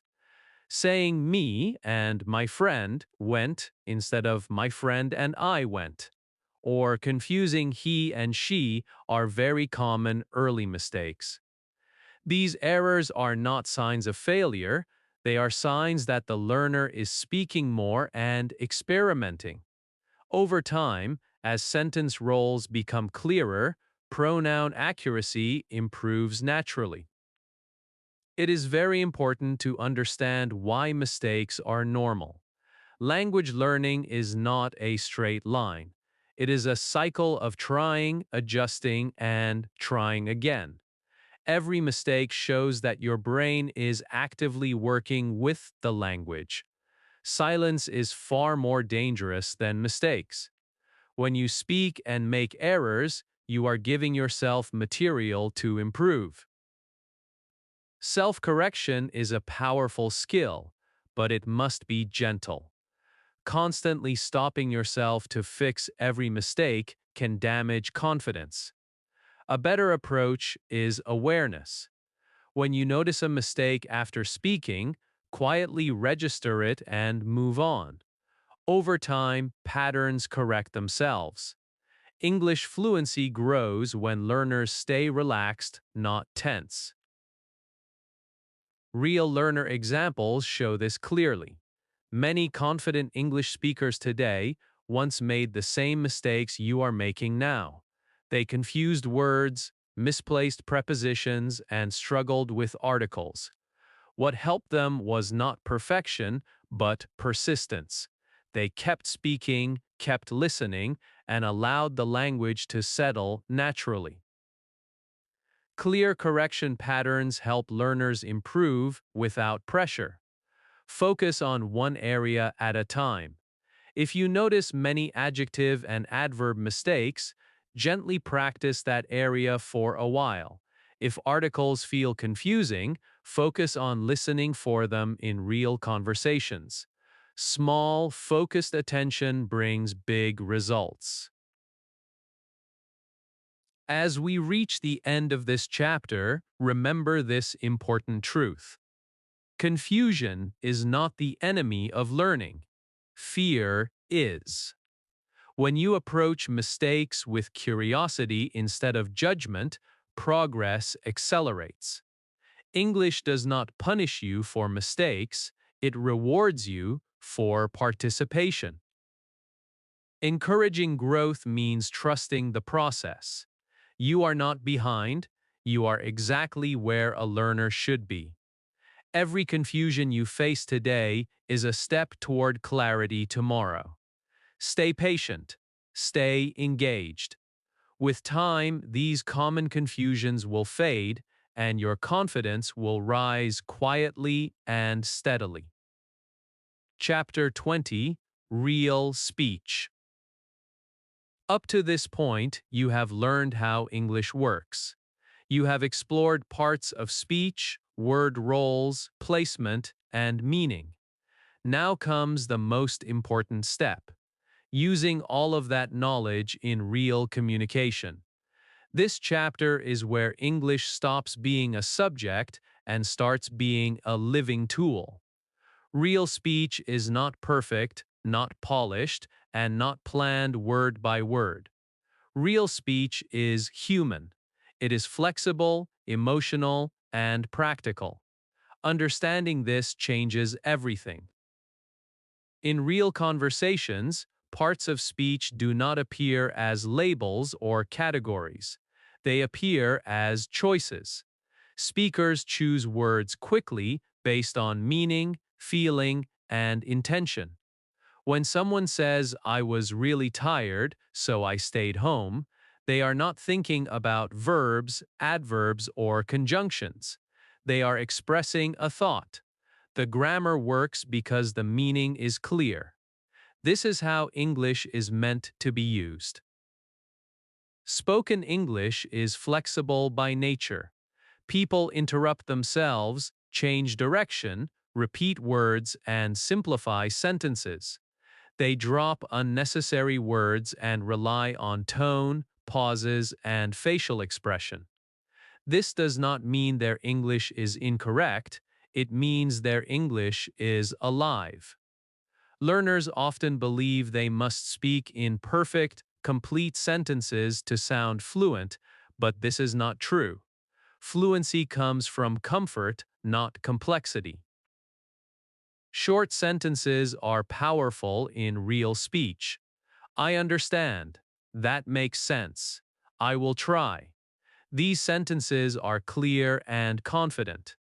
Long sentences also appear, especially when explaining ideas or telling stories, but they grow naturally.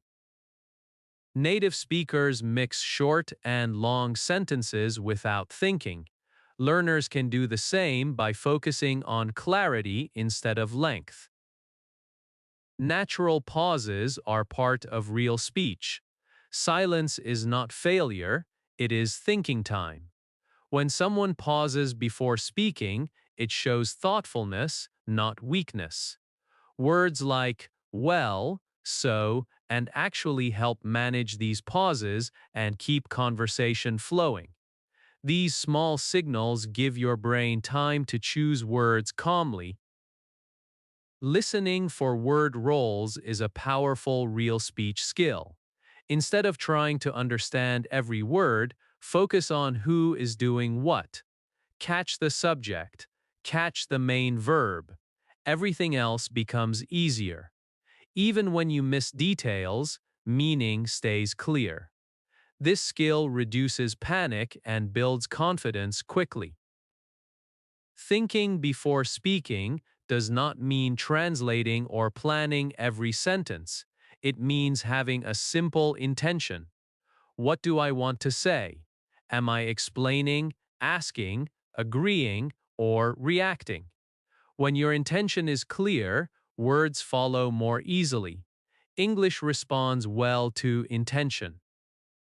Confidence matters more than perfection in real speech.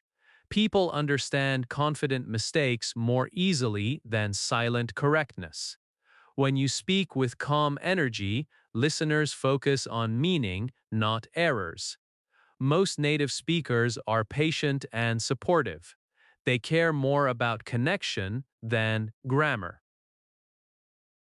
Daily practice does not need to be complicated. Real speech practice can happen anywhere. Talk to yourself. Describe what you are doing.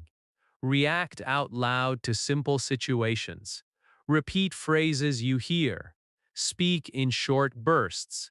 10 minutes of relaxed speaking is more powerful than 1 hour of silent study. Real-life conversations are built from simple pieces. Greetings, reactions, questions, and short explanations form the core of communication.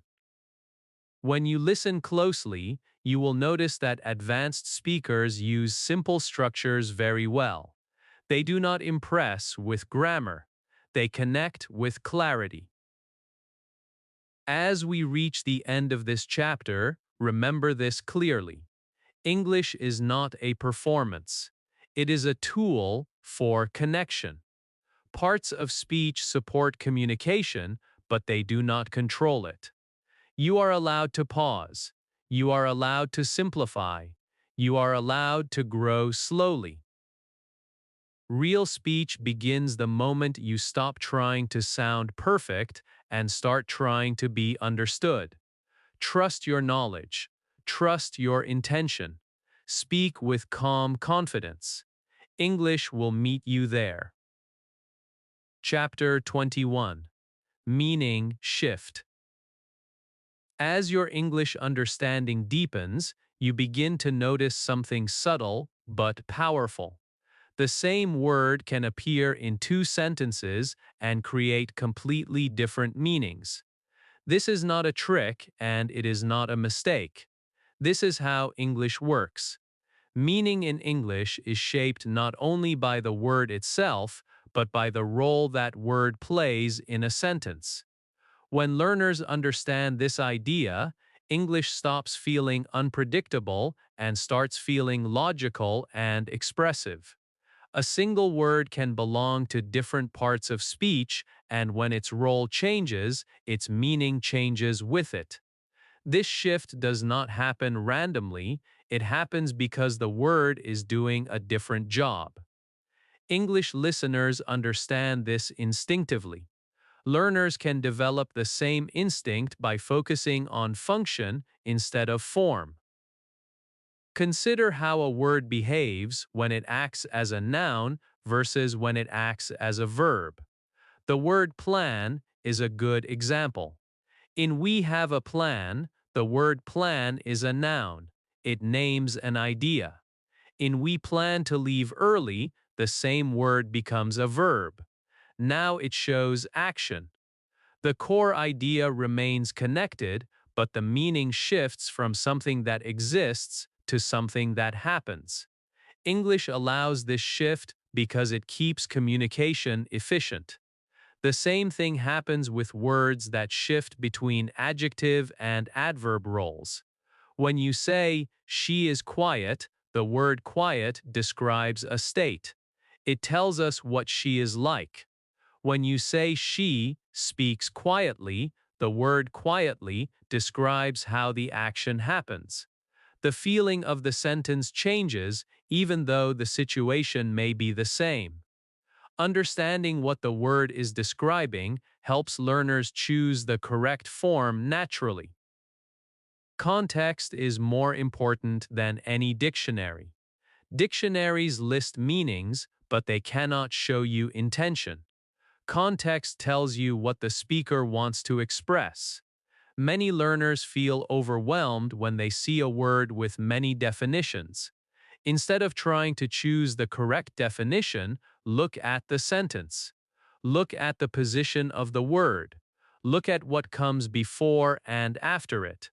The meaning will usually become clear. Real-life sentence comparisons are one of the best ways to feel meaning shift. Compare, I had a long talk with, we talk every day. The word talk changes role and meaning, but the sentences remain clear. English speakers do not analyze this consciously. They feel it. Learners can build this feeling by noticing patterns rather than memorizing rules. Native speakers feel meaning because they are sensitive to roles, not because they know grammar names. They sense whether a word is naming something, doing something, or describing something. This sensitivity comes from exposure and repetition. It is not a special talent, it is a learned instinct. Common learner confusion happens when learners try to fix words into one category forever. This creates tension and slows understanding. English does not work this way. It allows words to move and adapt. When learners accept this flexibility, they become more relaxed and confident. Thinking practice helps build this skill. When you meet a familiar word in a new sentence, pause and ask a simple question. What is this word doing here? Is it naming, acting, or describing? This small habit trains your brain to recognize meaning shifts naturally. Confidence grows when you stop fearing change. Meaning shift is not something to control, it is something to observe. The more you listen and read, the more natural these shifts become. Over time, you will feel meaning instead of translating it. As we close this chapter, remember this clearly. English meaning is alive. It moves with context and purpose. When you understand that, confusion turns into curiosity. You stop asking, "Why is this different?" and start thinking, "What is this doing here?" Trust yourself. You are learning to think in English, not memorize English. Meaning shift is proof that your understanding is growing deeper. With patience and awareness, your confidence will continue to rise, and English will feel clearer, calmer, and more natural every day. Chapter 22. Sentence Clarity. At this stage in your English journey, you may notice a new desire forming inside you. You do not just want to speak English, you want to speak clearly. You want people to understand you easily without asking questions or feeling confused. Sentence clarity is not about sounding advanced or intelligent, it is about helping your listener follow your thoughts smoothly. Clear sentences feel calm, confident, and respectful of the listener's time and attention. A clear sentence has one main idea. Everything else in the sentence supports that idea. When sentences feel confusing, it is often because too many ideas are competing for attention. English prefers focus. When you choose one main message and build around it carefully, clarity appears naturally. This does not require complex grammar, it requires thoughtful choice. One of the most powerful ways to improve clarity is removing extra words. Beginners often believe more words mean better English, but the opposite is usually true. Extra words can hide meaning instead of improving it. Saying, "I am very extremely happy at this moment in time" feels heavy, while "I am very happy now" feels clear and natural. Clarity grows when you trust simple language. Choosing strong verbs is another important step. Strong verbs carry meaning on their own. Weak verbs often need many extra words to explain them. Compare "she made a decision to leave" with "she decided to leave." Both are correct, but the second is clearer and more direct. English prefers verbs that act, not verbs that hide behind nouns. Adjectives and adverbs are useful, but too many of them can blur meaning. A sentence filled with descriptions may sound impressive, but it can also feel unclear. English values precision over decoration. One well-chosen adjective often does more than three vague ones. When learners learn to limit adjectives and adverbs, their sentences become sharper and easier to understand. Avoiding repetition also improves clarity. Repetition often happens when learners feel unsure and repeat the same idea in different words. This is understandable, especially at early stages. Over time, learning to trust your words helps repetition fade. If your sentence already expresses the idea once, you do not need to say it again. Silence can be clarity. Spoken clarity and written clarity are slightly different. In spoken English, pauses, tone, and body language help support meaning. You can repeat or rephrase gently if needed. In written English, the sentence must stand on its own. This means written sentences often need more careful structure, while spoken sentences can be more flexible. Understanding this difference helps learners adjust naturally. Improving weak sentences is a skill that grows with awareness. A weak sentence often has a vague verb, too many fillers, or unclear focus. By identifying the main idea and strengthening the verb, clarity improves quickly. This process does not need to be fast. Slow editing builds strong habits. Step-by-step sentence editing is a powerful practice. Start by asking what the sentence is trying to say. Then remove anything that does not support that meaning. Next, check the verb. Is it clear and active? Finally, check modifiers. Do they add value or confusion? This gentle process builds confidence without pressure. Practical examples help clarity settle into instinct. Take a sentence like, I was in a situation where I felt like I was not able to understand what was happening. This can become, I did not understand what was happening. The meaning stays, but clarity increases. These small changes make a big difference in communication. As we reach the end of this chapter, remember this important truth. Clear English is not simple English. It is intentional English. It shows respect for your listener and confidence in your message. You do not need to impress, you need to connect. Calm mastery comes from awareness, not perfection. Each time you simplify a sentence, you grow stronger.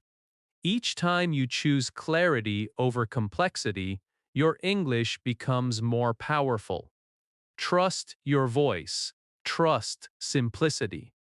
With time, clear sentences will become natural and your English will feel confident, calm, and truly effective. Chapter 23. Natural Rhythm. At some point in learning English, learners realize something important. They may know the grammar, they may know the words, but their English still does not sound smooth. It sounds correct, yet slightly stiff. This is not a problem with knowledge, it is a rhythm issue. Natural rhythm is what makes English sound alive, relaxed, and confident. It is not about speed, it is about flow. English has its own sentence rhythm, just like music has a beat. Some words are strong and clear, while others are softer and lighter. Native speakers do not pronounce every word with the same strength. They stress important words and soften less important ones. This creates movement and balance. When learners stress every word equally, English can sound robotic even when it is correct. Learning rhythm helps English breathe. Stress plays a major role in meaning. In English, content words such as nouns, main verbs, adjectives, and adverbs usually carry stress. Function words like articles, prepositions, and helping verbs are often unstressed. When you say, I want to learn English, the words want, learn, and English carry more weight than I or to. This pattern helps listeners understand meaning quickly without effort. Balancing short and long sentences also affects rhythm. Real English uses both. Short sentences add power and clarity. Long sentences add explanation and emotion. When learners use only long sentences, speech feels heavy. When learners use only short sentences, speech feels flat. Mixing both creates a natural rise and fall that feels comfortable to the listener. Pausing naturally is another key part of rhythm. Many learners fear silence and rush their words, but pauses are not mistakes. They are signals. A short pause can highlight an idea, give the listener time to think, or help the speaker choose words calmly. Native speakers pause often, especially before important points.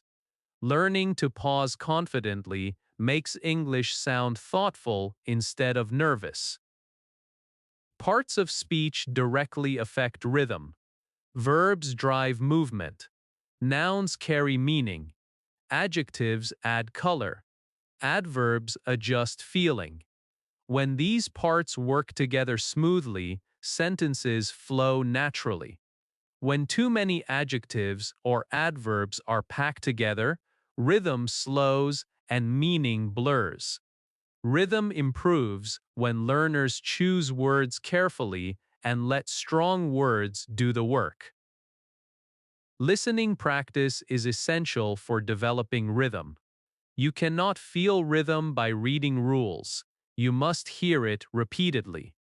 Listening to natural conversations, podcasts, or simple stories trains your ear to recognize stress patterns and pauses.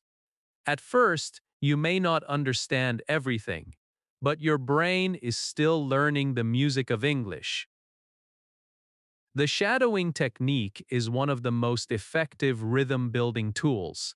Shadowing means listening to a short piece of spoken English and repeating it immediately, trying to copy not just the words, but the rhythm, stress, and pauses. This practice helps your mouth and brain work together. It removes hesitation and builds natural flow without conscious effort. Real conversation examples show rhythm clearly. People say things like, I was really tired, so I went home early with a gentle rise and fall. They slow down for important words and move quickly through small ones. They pause slightly before adding emotion or explanation. Watching and listening closely to these moments helps learners internalize rhythm naturally. As rhythm improves, speaking confidence grows. You stop worrying about sounding perfect. You focus on sounding clear and comfortable. Your voice becomes calmer. Your sentences feel more connected. Listeners respond more positively because your English feels easier to follow. As we come to the end of this chapter, remember this clearly. Natural rhythm is not something you force, it is something you absorb. It comes from listening, repeating, and allowing yourself to speak without pressure. You do not need to sound like a native speaker. You need to sound like yourself in English. Keep listening, keep shadowing, keep trusting your progress. With time, rhythm will settle into your speech, and English will feel less like a foreign language and more like a natural extension of your voice. Chapter 24. Thinking English.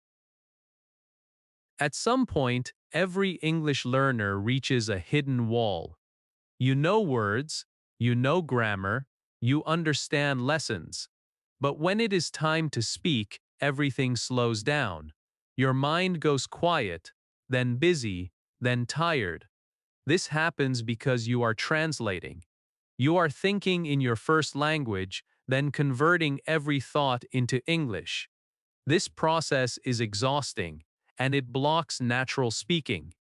Thinking in English is not a talent, it is a skill, and it can be learned calmly and gently. Translation slows speaking because it adds an extra step. Instead of one clear thought, your brain handles two systems at the same time. You think an idea, translate it, check it, then speak it. By the time the sentence comes out, confidence is already gone. Native speakers do not translate, they respond. Thinking in English removes that delay and replaces it with flow. The shift begins when learners stop thinking in rules and start thinking in roles. Instead of asking yourself which tense or structure to use, ask a simpler question. What is happening here? Who is doing what? Is this about now, before, or later? English organizes meaning through roles, not grammar labels. When your thinking follows meaning, grammar follows naturally. Visualizing meaning is a powerful step toward thinking in English. English works well with images. Instead of translating words, imagine situations. Picture yourself walking into a room. Picture someone speaking. Picture an object moving. When you think in pictures, English words attach themselves naturally. This removes pressure and speeds up response time. Building sentences naturally means starting small. You do not need full, complex sentences to think in English. Simple thoughts are enough. I am tired. I need help. This is important. These sentences come directly from meaning, not translation. As confidence grows, sentences grow naturally without force. Real-time speaking practice is essential for this shift. Thinking in English cannot happen only in your head. It must happen in motion. Talk to yourself. Describe what you are doing. React to what you see. Do not wait for perfect sentences. Allow English to come out incomplete at first. Fluency grows through movement, not silence. Listening for structure instead of words also helps learners think in English. When listening, do not try to translate every sentence. Instead, notice patterns. Notice how speakers start sentences. Notice where verbs appear. Notice how ideas connect. Your brain begins to absorb English thinking automatically when you listen this way. Confidence matters more than accuracy during this stage. Many learners wait to feel correct before they feel confident, but confidence must come first. Confident mistakes are stepping stones. Silent accuracy slows growth. When you allow yourself to speak freely, English thinking develops faster and feels lighter. Daily mindset habits make a big difference. Start your day with simple English thoughts. Name objects around you. Describe your plan. End your day by reflecting in English, even with simple words. These small habits train your brain to switch into English mode without effort. Practical thinking drills can support this shift gently. One effective drill is naming actions as you do them. Another is answering simple questions out loud without preparation. Another is repeating short sentences you hear without translating them. These drills are not tests, they are training. As we wrap up this chapter, Remember this clearly. Thinking in English is not about speed or perfection. It is about trust, trusting meaning, trusting context, trusting yourself. The more you let go of translation, the more English meets you halfway. You are not losing your first language. You are gaining a second way to think. That is powerful. Be patient with yourself. Stay consistent. With time, English thoughts will come naturally, and speaking will feel lighter, faster, and more confident than ever before. Chapter 25: Error Control. At this point in your English journey, mistakes may feel closer than ever. You notice them more. You hear them when you speak. You replay them in your mind after conversations. This does not mean you are getting worse. It means you are becoming more aware. Awareness is progress. Error control is not about eliminating mistakes.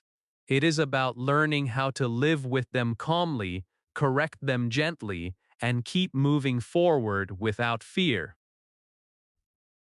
Mistakes are not a sign that English is difficult or that you are failing. They are a natural part of how the brain learns language. Children make thousands of mistakes while learning their first language, and no one stops them or judges them. They keep speaking, they adjust naturally. Adult learners deserve the same patience. English grows through use, not avoidance. Many errors repeat themselves. Adjective and adverb confusion. Verb tense slips. Article mistakes. Preposition choices. Pronoun mix-ups. These are not random. They appear because these areas require time and exposure to settle. Revisiting them is not going backward. It is how learning deepens. Each time you notice the same error, your brain is collecting data, preparing for correction. The key to error control is learning how to notice mistakes gently. Gentle noticing means awareness without judgment. Instead of saying, "I spoke badly," say, "That sentence felt unclear."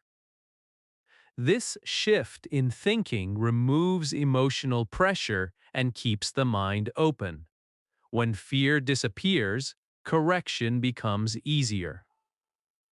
Fixing errors while speaking does not mean stopping yourself every few seconds. Constant self-interruption breaks flow and confidence. Real speakers correct selectively. If an error blocks meaning, they adjust. If it does not, they continue. This is an important skill. Communication comes first. Perfection comes later. Prioritizing meaning over form is essential. Ask yourself one question while speaking. Is my listener understanding me? If the answer is yes, you are succeeding. Many native speakers make small grammar slips, but communication continues smoothly. Meaning carries conversation, not flawless structure. Self-correction patterns appear naturally when learners relax. You may notice yourself rephrasing a sentence without stopping completely. You may hear yourself say, "I go yesterday." I went yesterday. This is not weakness, this is progress. Your brain is adjusting in real time. That is exactly how fluency develops. Confidence while correcting comes from attitude. Correcting yourself calmly shows control, not insecurity. Listeners respect clarity. A simple correction delivered smoothly feels natural in conversation. There is no need to apologize or explain. A gentle adjustment is enough. Listening plays a powerful role in error control. The more you listen to natural English, the more your brain recognizes correct patterns. Over time, incorrect forms begin to feel uncomfortable on their own. This internal signal is far more powerful than memorized rules. Listening trains instinct. Practice strategies should support confidence, not pressure.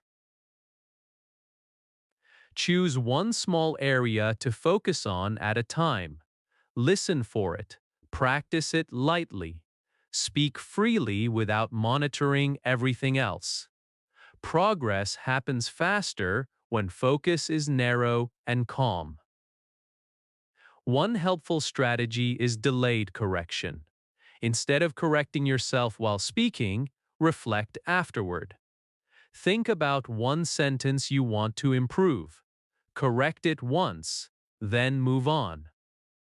This keeps fluency alive while still encouraging growth. Another helpful approach is positive comparison. Notice improvement, not just mistakes. Compare how you speak now to how you spoke months ago.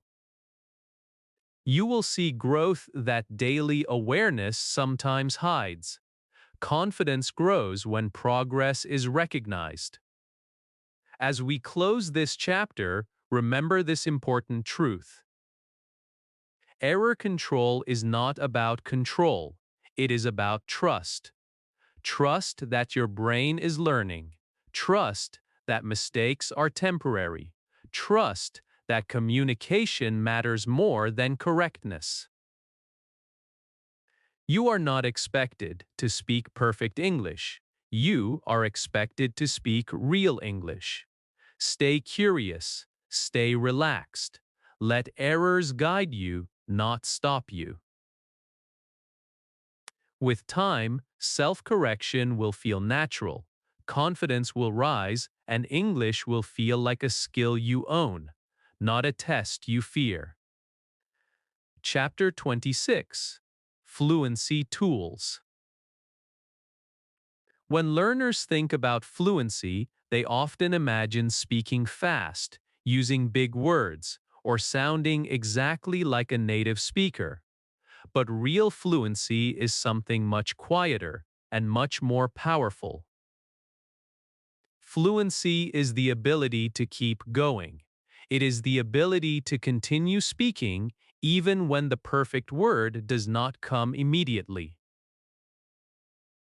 It is the ability to stay calm, adjust your sentence, and express your meaning without panic. Fluency tools exist to support this ability. They are not shortcuts. They are survival skills for real communication. One of the most important fluency tools is the natural use of fillers. Fillers are small words or sounds that give your brain time to think while keeping the conversation alive. Words like well, so, actually, you know, and sounds like or are not mistakes. Native speakers use them constantly. They signal that the speaker is thinking, not failing. When learners avoid fillers completely, their speech often becomes tense and rushed. Using fillers naturally allows your mind to breathe. Another powerful fluency tool is rephrasing. Sometimes you start a sentence and realize it is going in the wrong direction. Many learners freeze at this moment. Fluent speakers do not. They simply rephrase. They say things like, I mean, let me say that again, or what I want to say is. These phrases give you permission to adjust your message without embarrassment. Rephrasing is not weakness, it is control. Buying thinking time is closely connected to rephrasing. English offers many polite and natural ways to slow down a moment. Phrases like, let me think, that's a good question, or just a second, are very common in conversation. They show respect and confidence. When learners know they are allowed to pause, speaking becomes much less stressful. Simplifying ideas is another key fluency tool. Many learners try to express complex thoughts using complex sentences, and this creates pressure. Fluent speakers often do the opposite. They break ideas into smaller pieces. Instead of one long sentence, they use two or three short ones. This makes meaning clearer and keeps the conversation moving. Simplicity is not basic, it is effective. Choosing correct word roles quickly is also part of fluency. You do not need to choose perfect grammar. You need to choose meaning. Is this word naming something, doing something, or describing something? That quick decision is enough. When learners stop searching for the perfect form and focus on the role, speech flows more easily. Everyday conversation is full of small tools that support fluency. People repeat key words for emphasis. They use simple connectors like and, but, and so. They ask for clarification. They confirm understanding. These habits keep communication alive even when language is imperfect. Fluency is teamwork between speaker and listener. Speaking without panic is perhaps the most important fluency tool of all. Panic shuts down thinking. Calm opens it. When you accept that pauses, fillers, and small corrections are normal, fear loses power. Your brain stays active. Your words keep coming. Confidence grows naturally from this calm state. Real-life examples show this clearly. Imagine someone saying, I was trying to explain what happened, and I realized I didn't understand it myself, so I stopped. This speaker is fluent, even with pauses. The message is clear, the listener understands. Fluency is happening. Practice routines help these tools become automatic. One effective routine is speaking for 1 minute about a simple topic without stopping, using fillers when needed. Another is practicing rephrasing intentionally. Start a sentence, then change it calmly. Another is listening to natural conversations and noticing how often speakers pause and adjust. Confidence reinforcement comes from repetition without judgment. The more you use fluency tools, the more natural they feel. Over time, you stop thinking about them.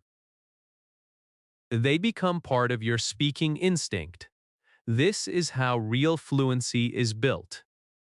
As we close this chapter, remember this clearly. Fluency is not about speaking perfectly. It is about staying connected to your message. Fluency tools are not signs of weakness, they are signs of experience. Give yourself permission to pause. Give yourself permission to adjust. Give yourself permission to speak imperfectly. When you do, English stops feeling like a test and starts feeling like a tool you control. That is real fluency, and you are closer to it than you think. Chapter 27. Daily Practice. At this stage of your English journey, one truth becomes very clear. Progress does not come from big effort once in a while, it comes from small effort every day. Many learners wait for motivation, free time, or the perfect moment to study. But English does not grow that way. It grows quietly through routine. Daily practice is not about studying harder. It is about showing up consistently even when energy is low and time is short.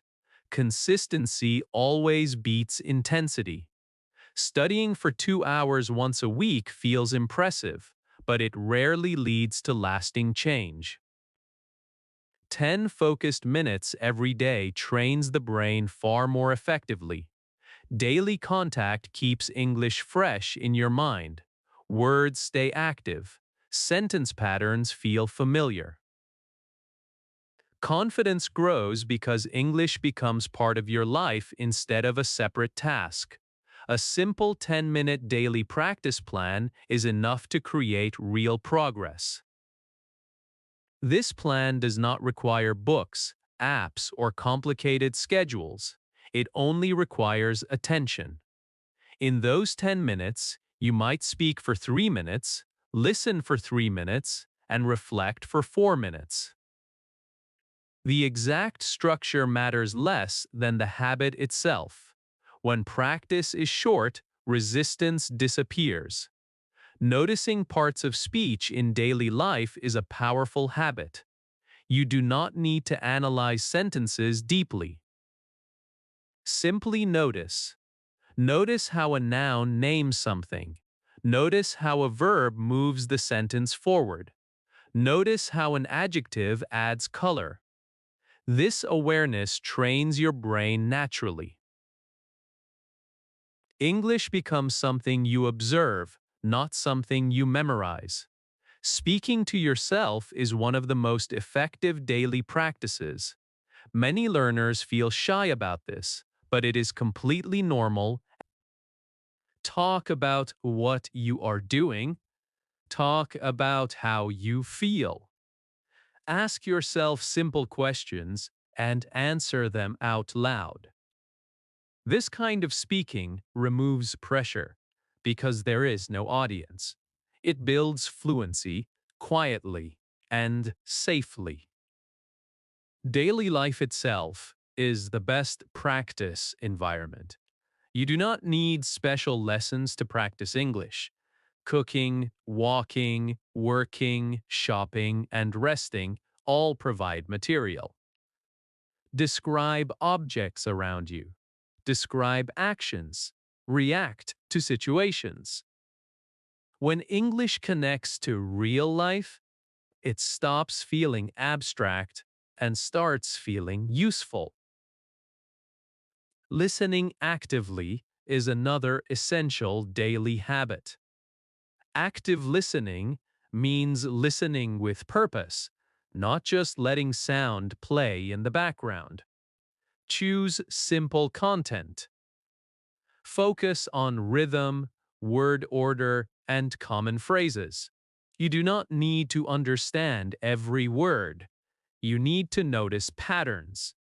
Over time, your brain absorbs structure naturally. Journaling with intention helps solidify learning. You do not need long writing sessions. A few sentences are enough. Write about your day. Write about one thought. Write about something you learned. The goal is not perfect writing. The goal is expression. Writing slows down thinking and helps you notice gaps gently. Tracking progress does not require charts or tests.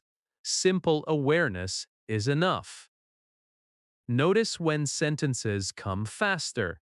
Notice when you hesitate less. Notice when you understand more without effort. These small signs are proof of growth. Progress often feels invisible day to day, but it becomes clear over weeks and months. Motivation strategies should support habit, not replace it. Motivation comes and goes.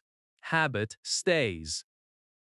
Tie English practice to something you already do every day, like drinking tea, walking, or waking up. When English practice becomes part of an existing routine, it no longer depends on mood. Be kind to yourself when days are missed. Missing a day does not destroy progress. Quitting does. Return gently. Resume the habit without guilt.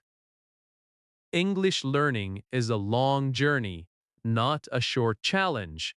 The goal is continuation, not perfection. As we close this chapter, remember this deeply. Daily practice is not about discipline. It is about relationship. You are building a relationship with English. Short, consistent contact builds trust and familiarity. Over time, English stops feeling foreign and starts feeling familiar. Adopt the habit mindset. Show up daily in small ways. Let English walk with you through ordinary moments. This is how real fluency grows, quietly and steadily, one simple day at a time. Chapter 28. Real Conversations. When learners imagine English conversations, they often picture perfect sentences, advanced vocabulary, and fast responses. But real conversations do not work that way. Real conversations are imperfect, emotional, and flexible. People pause, change direction, repeat ideas, and adjust their language constantly. Understanding this truth is freeing. It removes pressure and allows English to become a tool for connection instead of a performance to be judged. Textbook English teaches structure, and structure is important, but real conversation uses structure lightly. In real life, people rarely speak in full, carefully planned sentences. They speak in moments. Short responses, follow-up questions, and emotional reactions make up most conversations. When learners try to speak like a textbook, they often sound unnatural and feel tense. When they speak like real people, communication flows. Asking questions naturally is one of the most important conversational skills. Real questions are simple. What do you think? How was it? Why? These questions invite conversation without pressure. You do not need complex question forms to sound polite or interested. Tone and intention matter more than grammar complexity. A simple question asked with genuine interest opens doors. Answering with confidence does not mean answering perfectly. It means answering clearly and honestly. In real conversations, people often give short answers first and add details only if needed. It was good. I liked it. Not really. These responses are normal and effective. Learners often believe they must give long answers to sound fluent, but confidence often appears in simplicity. Adjusting sentence length is a natural part of conversation. When an idea is simple, short sentences work best. When explaining or sharing a story, sentences naturally grow longer. Fluent speakers move between short and long sentences without thinking. Learners can do the same by listening to the flow of the conversation instead of forcing structure. Emotion plays a big role in real speech. English speakers show interest, surprise, agreement, or hesitation through tone and word choice. Simple words like really, actually, wow, and oh carry emotional weight. Using these words naturally makes speech sound alive. Emotion helps meaning travel faster than perfect grammar.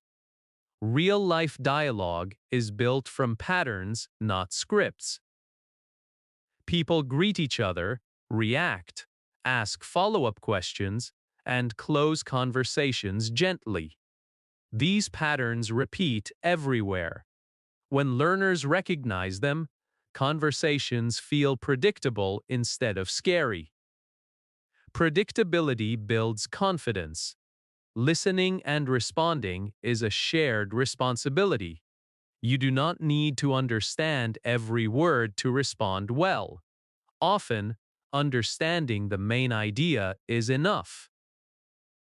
Responding to meaning instead of exact words keeps conversation moving. Clarifying politely is also part of real communication. Saying, "Can you explain that again?" or "I did not understand that part," is normal and respectful. Misunderstandings happen in every language, even between native speakers. They are not failures, they are moments of adjustment. When a misunderstanding happens, calm response matters more than correct language. Rephrasing, asking again, or giving an example solves most problems quickly. Panic makes misunderstandings worse.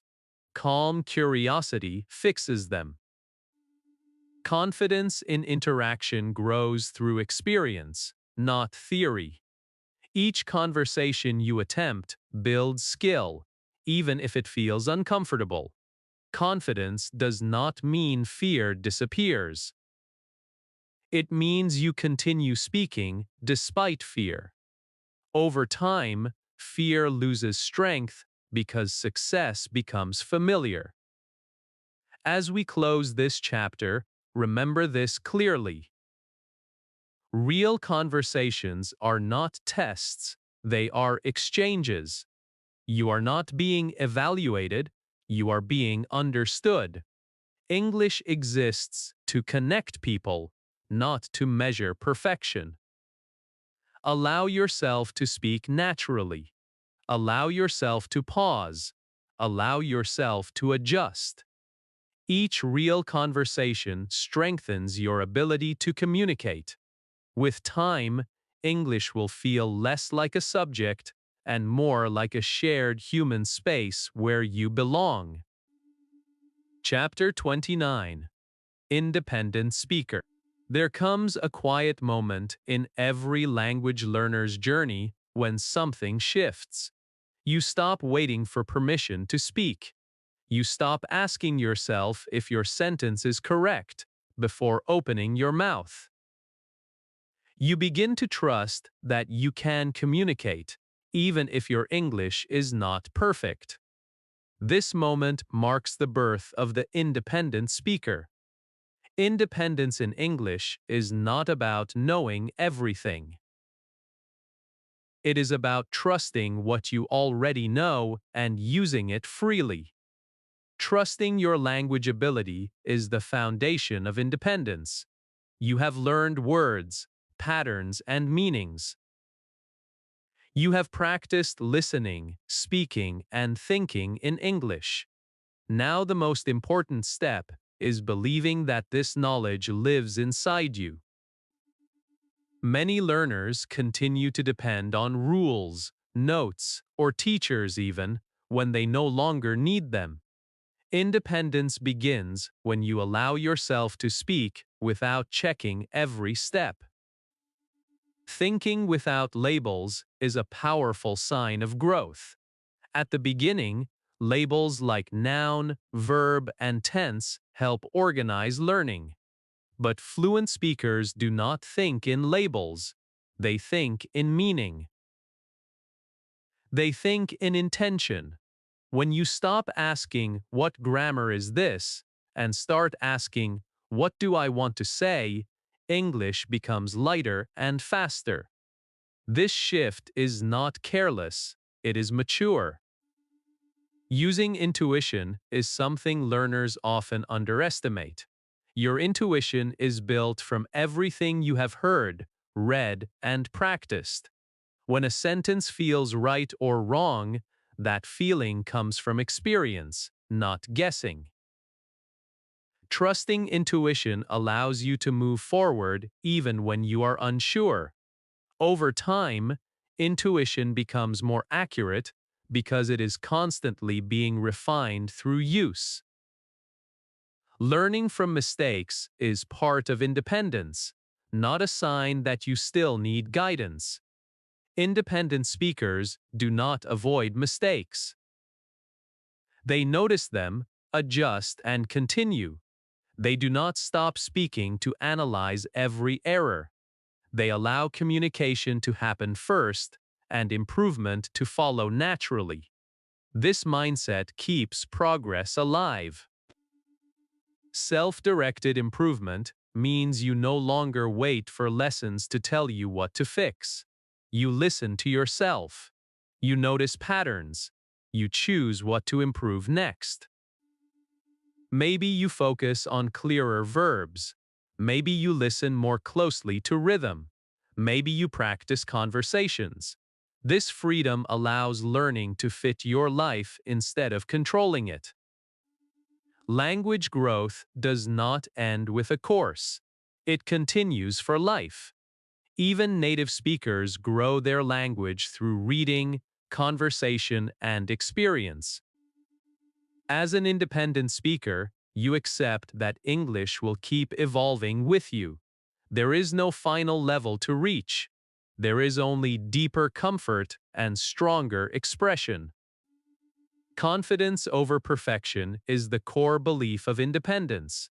You do not need flawless grammar to communicate effectively. You need clarity, intention, and presence. Confident speakers are understood even when they make mistakes. Perfection often creates silence. Confidence creates connection. A speaking identity shift happens at this stage. You stop seeing yourself as a learner who is trying.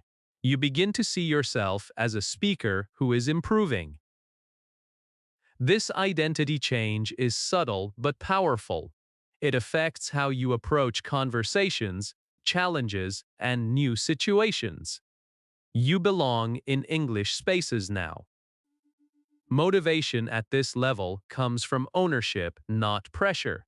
You speak because you want to express yourself, not because you must practice. You listen because you are curious, not because you are assigned. English becomes part of who you are, not something you carry separately. As we reach the end of this chapter, remember this deeply. Independence does not mean you stop learning. It means you stop depending. You trust yourself to grow through use, reflection, and experience. You have done the work. You have built the foundation. Now step forward with confidence. Speak freely. Make mistakes calmly. Learn continuously. You are no longer just studying English. You are living in it. Chapter 30, Graduation. This chapter is not about learning something new. It is about recognizing what has already changed. When you look back to the beginning of this journey, you may remember confusion, hesitation, and uncertainty. English may have felt heavy, distant, or even intimidating. Words felt disconnected. Sentences felt fragile. Speaking felt risky. Now, pause and look again. You are not the same learner who started. Something important has shifted, quietly but powerfully. At the beginning, English may have felt like a puzzle with too many pieces. Parts of speech felt abstract. Rules felt endless. Mistakes felt personal. Over time, Clarity replaced confusion. You learned how words work together. You learned how meaning is built. You learned that English is not chaos. It is structure with flexibility, logic with freedom. That understanding did not come overnight. It came through patience, repetition, and trust. Growth does not always feel dramatic while it is happening. Often it feels slow, uneven, quiet. But now, at this moment, you can see it clearly. You think differently. You listen differently. You speak differently. You no longer panic at every sentence. You no longer freeze when a word is missing. You have learned how to move forward instead of stopping. That is real growth. One of the most powerful changes is the release of fear. Fear once controlled your voice. Fear of mistakes, fear of judgment, fear of sounding wrong. Somewhere along this path, fear began to loosen its grip. You learned that mistakes are not enemies, they are guides. You learned that communication matters more than correctness. Fear fades when understanding grows, and your understanding is strong now. Speaking with pride does not mean speaking perfectly. It means speaking honestly and confidently. It means knowing that your English does not need permission to exist. Your voice matters. Your ideas matter. Your effort matters. When you speak now, you carry experience, not just words. That experience gives your English weight and authenticity. This is also the moment when the teacher steps back. Guidance was important at the beginning. Structure was necessary. Support mattered. But now, the goal is independence. The role of the teacher changes, not because learning is finished, but because ownership has begun. The learner no longer waits to be led. The learner chooses direction. And this is the moment when you step forward, not as a student following instructions, but as a speaker making choices. You decide how to use English. You decide when to speak, how to learn, and where to grow next. English becomes something you carry with you, not something you visit occasionally. English is no longer just a subject, it is a life tool. It helps you express ideas, connect with people, access information, and explore opportunities. It travels with you into conversations, work, friendships, and future goals.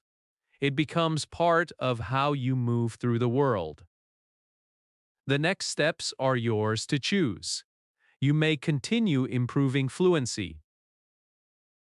You may focus on listening, reading, or storytelling. You may use English professionally or personally.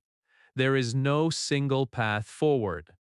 What matters is that you keep using English with curiosity and confidence. Growth continues through use, not pressure. As this course comes to a close, take a moment to honor yourself. You showed up. You stayed. You practiced. You changed. That deserves recognition. Graduation is not an ending, it is a transition. From guided learning to self-directed growth. From fear to trust. From hesitation to voice. So take a breath. Stand tall in your progress. Speak when you are ready. Pause when you need to. Keep learning naturally. The teacher steps back now, not because you no longer need support, but because you are ready to lead yourself. You are no longer just learning English.